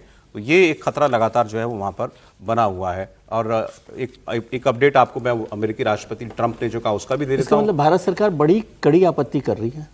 सर क्या करें, वहां पर हर जहाज, लगभग ऑलमोस्ट हर सेकंड शिप पर इंडियन है वहां पर। अभी बात करते हैं इस पर। ट्रंप क्या कह रहे हैं एक बार बता देता हूं। ट्रंप ने एक बार, एक तो वो धमकियों का उनका कोई मोल नहीं है, ईरान को कभी धमकाते हैं, कभी पुचकारते हैं, चलो अब बात कर लो। अब वो कह रहे हैं कि कल तक जो है साहब हम ये स्ट्रेट ऑफ हॉर्मुज खुलवा देंगे। अब जाने आज रात में कौन सा ये मंत्र फूकने वाले हैं कि कल सुबह तक स्ट्रेट ऑफ हॉर्मुज खुल जाएगा। सुन लें। It's not very complex. We're talking about the strait, the opening of the strait, having it open literally by tomorrow, completely open, and that's phase 1. बताइए, कह रहे हैं शिप वो खुल जाएगा कल। अब तो दोनों तरफ संकट हो गया ना। ये तो इधर हुआ है, यूथियों का हमला तो रेड सी वाले रूट पे हुआ है सर। लेकिन अब ट्रंप साहब की बात पे भरोसा नहीं किया जा सकता। लेकिन कल रात को मैं देख रहा था कि जो कुछ डेवलपमेंट ज़्यादा हुआ है, बड़ा डेवलपमेंट हुआ है ईरान ओमान के बीच में, और उस ईरान भी शायद उस पर सहमति कुछ बनी है। वो तो एक रूट बना रहे हैं ना, 60 डेज इंटरिम एग्रीमेंट की बात है। एग्रीमेंट पर कोई बात हुई है, इतना जरूर है। मतलब ये बिल्कुल उस तरह का बयान नहीं है जो ट्रंप साहब रोजाना प्रेस कॉन्फ्रेंस करके देते हैं। उससे थोड़ा सा आगे बात बढ़ी है, रात को मैं देख रहा था। लेकिन इस पूरे मामले में इतने समय से इतनी बातें हुई है कि जब तक कुछ हो ही नहीं जाए ठोस, ये ईरान और ओमान कोई समझौता कर रहे हैं तो वो उसमें अमेरिका का कोई स्टेक हुए बगैर तो कोई मतलब नहीं। ओमान अमेरिका की काफी क्लोज है ना, तो ऐसा नहीं है कि अमेरिका की मतलब बातचीत किए बिना ओमान जो है वो ईरान से बात कर। और ये जो भारतीयों की जो शिप पर अटैक हुआ, ये तो देखिए अब वहां पर जो है हुतीज अलग हैं, वहां पर बाकी सब अलग हैं। ईरान की अपनी IRGC जो है वो अलग तरह से काम कर रहा है। तो जब तक समझौता हो नहीं जाता तब तक तो जो है ये इस तरह की घटनाएं होंगी। नहीं, लेकिन भारत सरकार का थोड़ा सा कड़ा रिएक्शन होना चाहिए मेरे हिसाब से। सर क्या करें आप इसके अलावा और क्या कर सकते हैं? आपकी ताकत का अंदाजा इससे लगता है कितने देशों का, अमेरिका के कितने जहाजों पर हो गया हमला, ये बताइए मुझे। ये ऐसा एक्सक्यूज नहीं, अमेरिका के जहाज वहां से गुजर भी रहे हैं, अमेरिका के जहाज वहां से आ नहीं रहे हैं। अमेरिका के मतलब जो अमेरिका के लिए जो सारा काम कर रहे हैं, किसी भी और देश का उस तरह से नहीं। मैं कह रहा हूँ भारत को थोड़ा सा और कुछ रास्ता निकालना चाहिए। ये एक्सक्यूज नहीं चल सकता कि क्या करें, क्या तो कहीं भी मत करिए, कुछ भी क्या कर सकता है। बाकीपुर से ईरान तक कहीं क्या करने वाला जवाब थोड़ी हो सकता है। त्रिपाठी जी कुछ बोलेंगे आप? नहीं, अब चूंकि इसमें तो विजय जी का ये टिपिकल था, बांकीपुर से ईरान तक चले गए तो अलग बात, दोनों अलग अलग है। लेकिन इस मामले में भारत ने, चाहे वो अमेरिका के उसमें हमले में हुआ हो, चाहे ईरान के हमले में हुआ हो, चाहे रशिया के हमले में हुआ हो, भारत ने जितने डिप्लोमेटिक चैनल्स के जरिए जो एक्सरसाइज किया जाता है वो किया। और जो सबसे बड़ा सवाल है कि दुनिया में जो भी ऐसे इंटरनेशनल रूट्स हैं उस पर कोई भी ये सिक्योरिटी नहीं, अगर सिक्योर नहीं कर सकता, अगर इस तरह के हालात बने रहेंगे तो उसको दुरुस्त करना जरूरी है। चलिए मैं आपको अंत में पाकिस्तान की एक खबर और दे देता हूं मैं। अब ये इस वाले सीन से तो पाकिस्तान आउट हुई गया, लगभग कोई बात नहीं कर रहा है ईरान और अमेरिका के युद्ध में पाकिस्तान के अंदर बहुत कुछ चल रहा है। पाकिस्तान में अब ये चर्चा और बड़ी सीरियस चर्चा ये चल रही है इस वक्त कि जो उनका फील्ड मार्शल मुनीर है, आसिम मुनीर, वो अब ऑफिशियली टेक ओवर कर सकता है पाकिस्तान को और वो पाकिस्तान में राष्ट्रपति बन सकता है विद ऑल पावर्स, जैसे मुशर्रफ था उस तरीके से। इसकी बात कैसे शुरू हुई और बड़ी सीरियस डिस्कशन चल रही है वहां पे इस बात को लेकर के। इनका जो होम मिनिस्टर है, क्या नाम है सर उसका? मोहसिन नकवी होम मिनिस्टर है और मोहसिन नकवी आसिम मुनीर का साला है, रिश्तेदार है, साला है, बीवी का भाई है। तो उसने एक बयान दिया, उसने ये कहा कि हमारा जो ये सिस्टम है पाकिस्तान का, ये कोलैप्स कर चुका है। आप मानिए या ना मानिए, 70 साल से हम इसकी लाशकोट हो रहे हैं, ये बर्बाद हो गया है, हमें एक नया सिस्टम खड़ा करना पड़ेगा। और उसने कहा कि अगर डेमोक्रेटिक सिस्टम में भी रहना है तो भी कुछ नया करना पड़ेगा, नहीं तो कुछ और सिस्टम लाना पड़ेगा। तो लोगों ने कहा भाई अच्छा, होम मिनिस्टर कह रहा है कि सिस्टम बर्बाद हो गया, तो अब क्या होगा? वहां से एक बात चलनी शुरू हुई। फिर बयान आया, वो जो बिलावल भुट्टो है, वो बिलावल भुट्टो के पिताजी राष्ट्रपति हैं और केंद्र की सरकार जो वहां चल रही है वो बिलावल भुट्टो की पार्टी और शहबाज शरीफ की पार्टी की मिलीजुली सरकार है। और बिलावल भुट्टो बयान देते हैं, वीडियो बना करके कहते हैं कि PML वालों, मतलब नवाज शरीफ शहबाज शरीफ वालों, सुनो, आवाज सुनाई दे रही है, tick tock tick tock tick tock tick tock, ये तुम्हारे जाने की घड़ी की घंटी बज रही है। ये वो बयान दे रहे हैं। तो इन सारी बातों को जोड़ करके ये वहां उनके ही लोग जो हैं ये अंदाजा लगा रहे हैं कि अब देर सवेर आसिम मुनीर खुद राजा बनने जा रहा है। राजा तो अभी वैसे भी वही है, ठीक है, आधिकारिक रूप से वो नहीं, लेकिन अभी भी राजा तो पर्दे के पीछे तो आसिम मुनीर जो चाहता है वही होता है। लेकिन अब ठीक है, आसिम मुनीर को लग रहा होगा कि अब वक्त आ गया है कि मैं परवेज मुशर्रफ जैसा सारी सत्ता मेरे पास हाथ में आ जाए, मैं घोषित राष्ट्रपति वहाँ का बन जाऊँ। तो अभी देखने वाली बात होगी वो कब लेते हैं। लेकिन अभी जिस तरीके से वहाँ पर POK में जो बवाल मचा हुआ है, ऐसी स्थिति में वो क्या कोशिश करेंगे, या बलूचिस्तान के अंदर जो मचा हुआ है वहाँ पर बवाल, ऐसी स्थिति में वो जाएंगे। मुझे लगता है कि पहले आसिम मुनीर अभी रुकेंगे, पहले वो बलूचिस्तान का मामला और POK में जो चल रहा है, जिस तरीके से वहाँ लाखों लोग सड़कों पर है, लगातार वहाँ पर सेना अत्याचार कर रही है, पहले वो आंदोलन को खत्म करने की कोशिश करेंगे, उसके बाद कोई स्टेप लेंगे। फिलहाल मुझे लगता है कि इसके सुखबगाट जरूर है, वहाँ पर ऐसी चर्चा जरूर है, लेकिन इमीडिएट वो ऐसा निर्णय लेंगे फिलहाल नहीं है। लेकिन आने वाले समय में ये तय है कि आसिम मुनीर पाकिस्तान की कंट्रोल अपने हाथ में लेंगे। सर समय इतना ही था, बहुत धन्यवाद समीर जी, राहुल जी, विजय जी, हर्षवर्धन जी, बहुत शुक्रिया आपका प्रोग्राम में आने के लिए।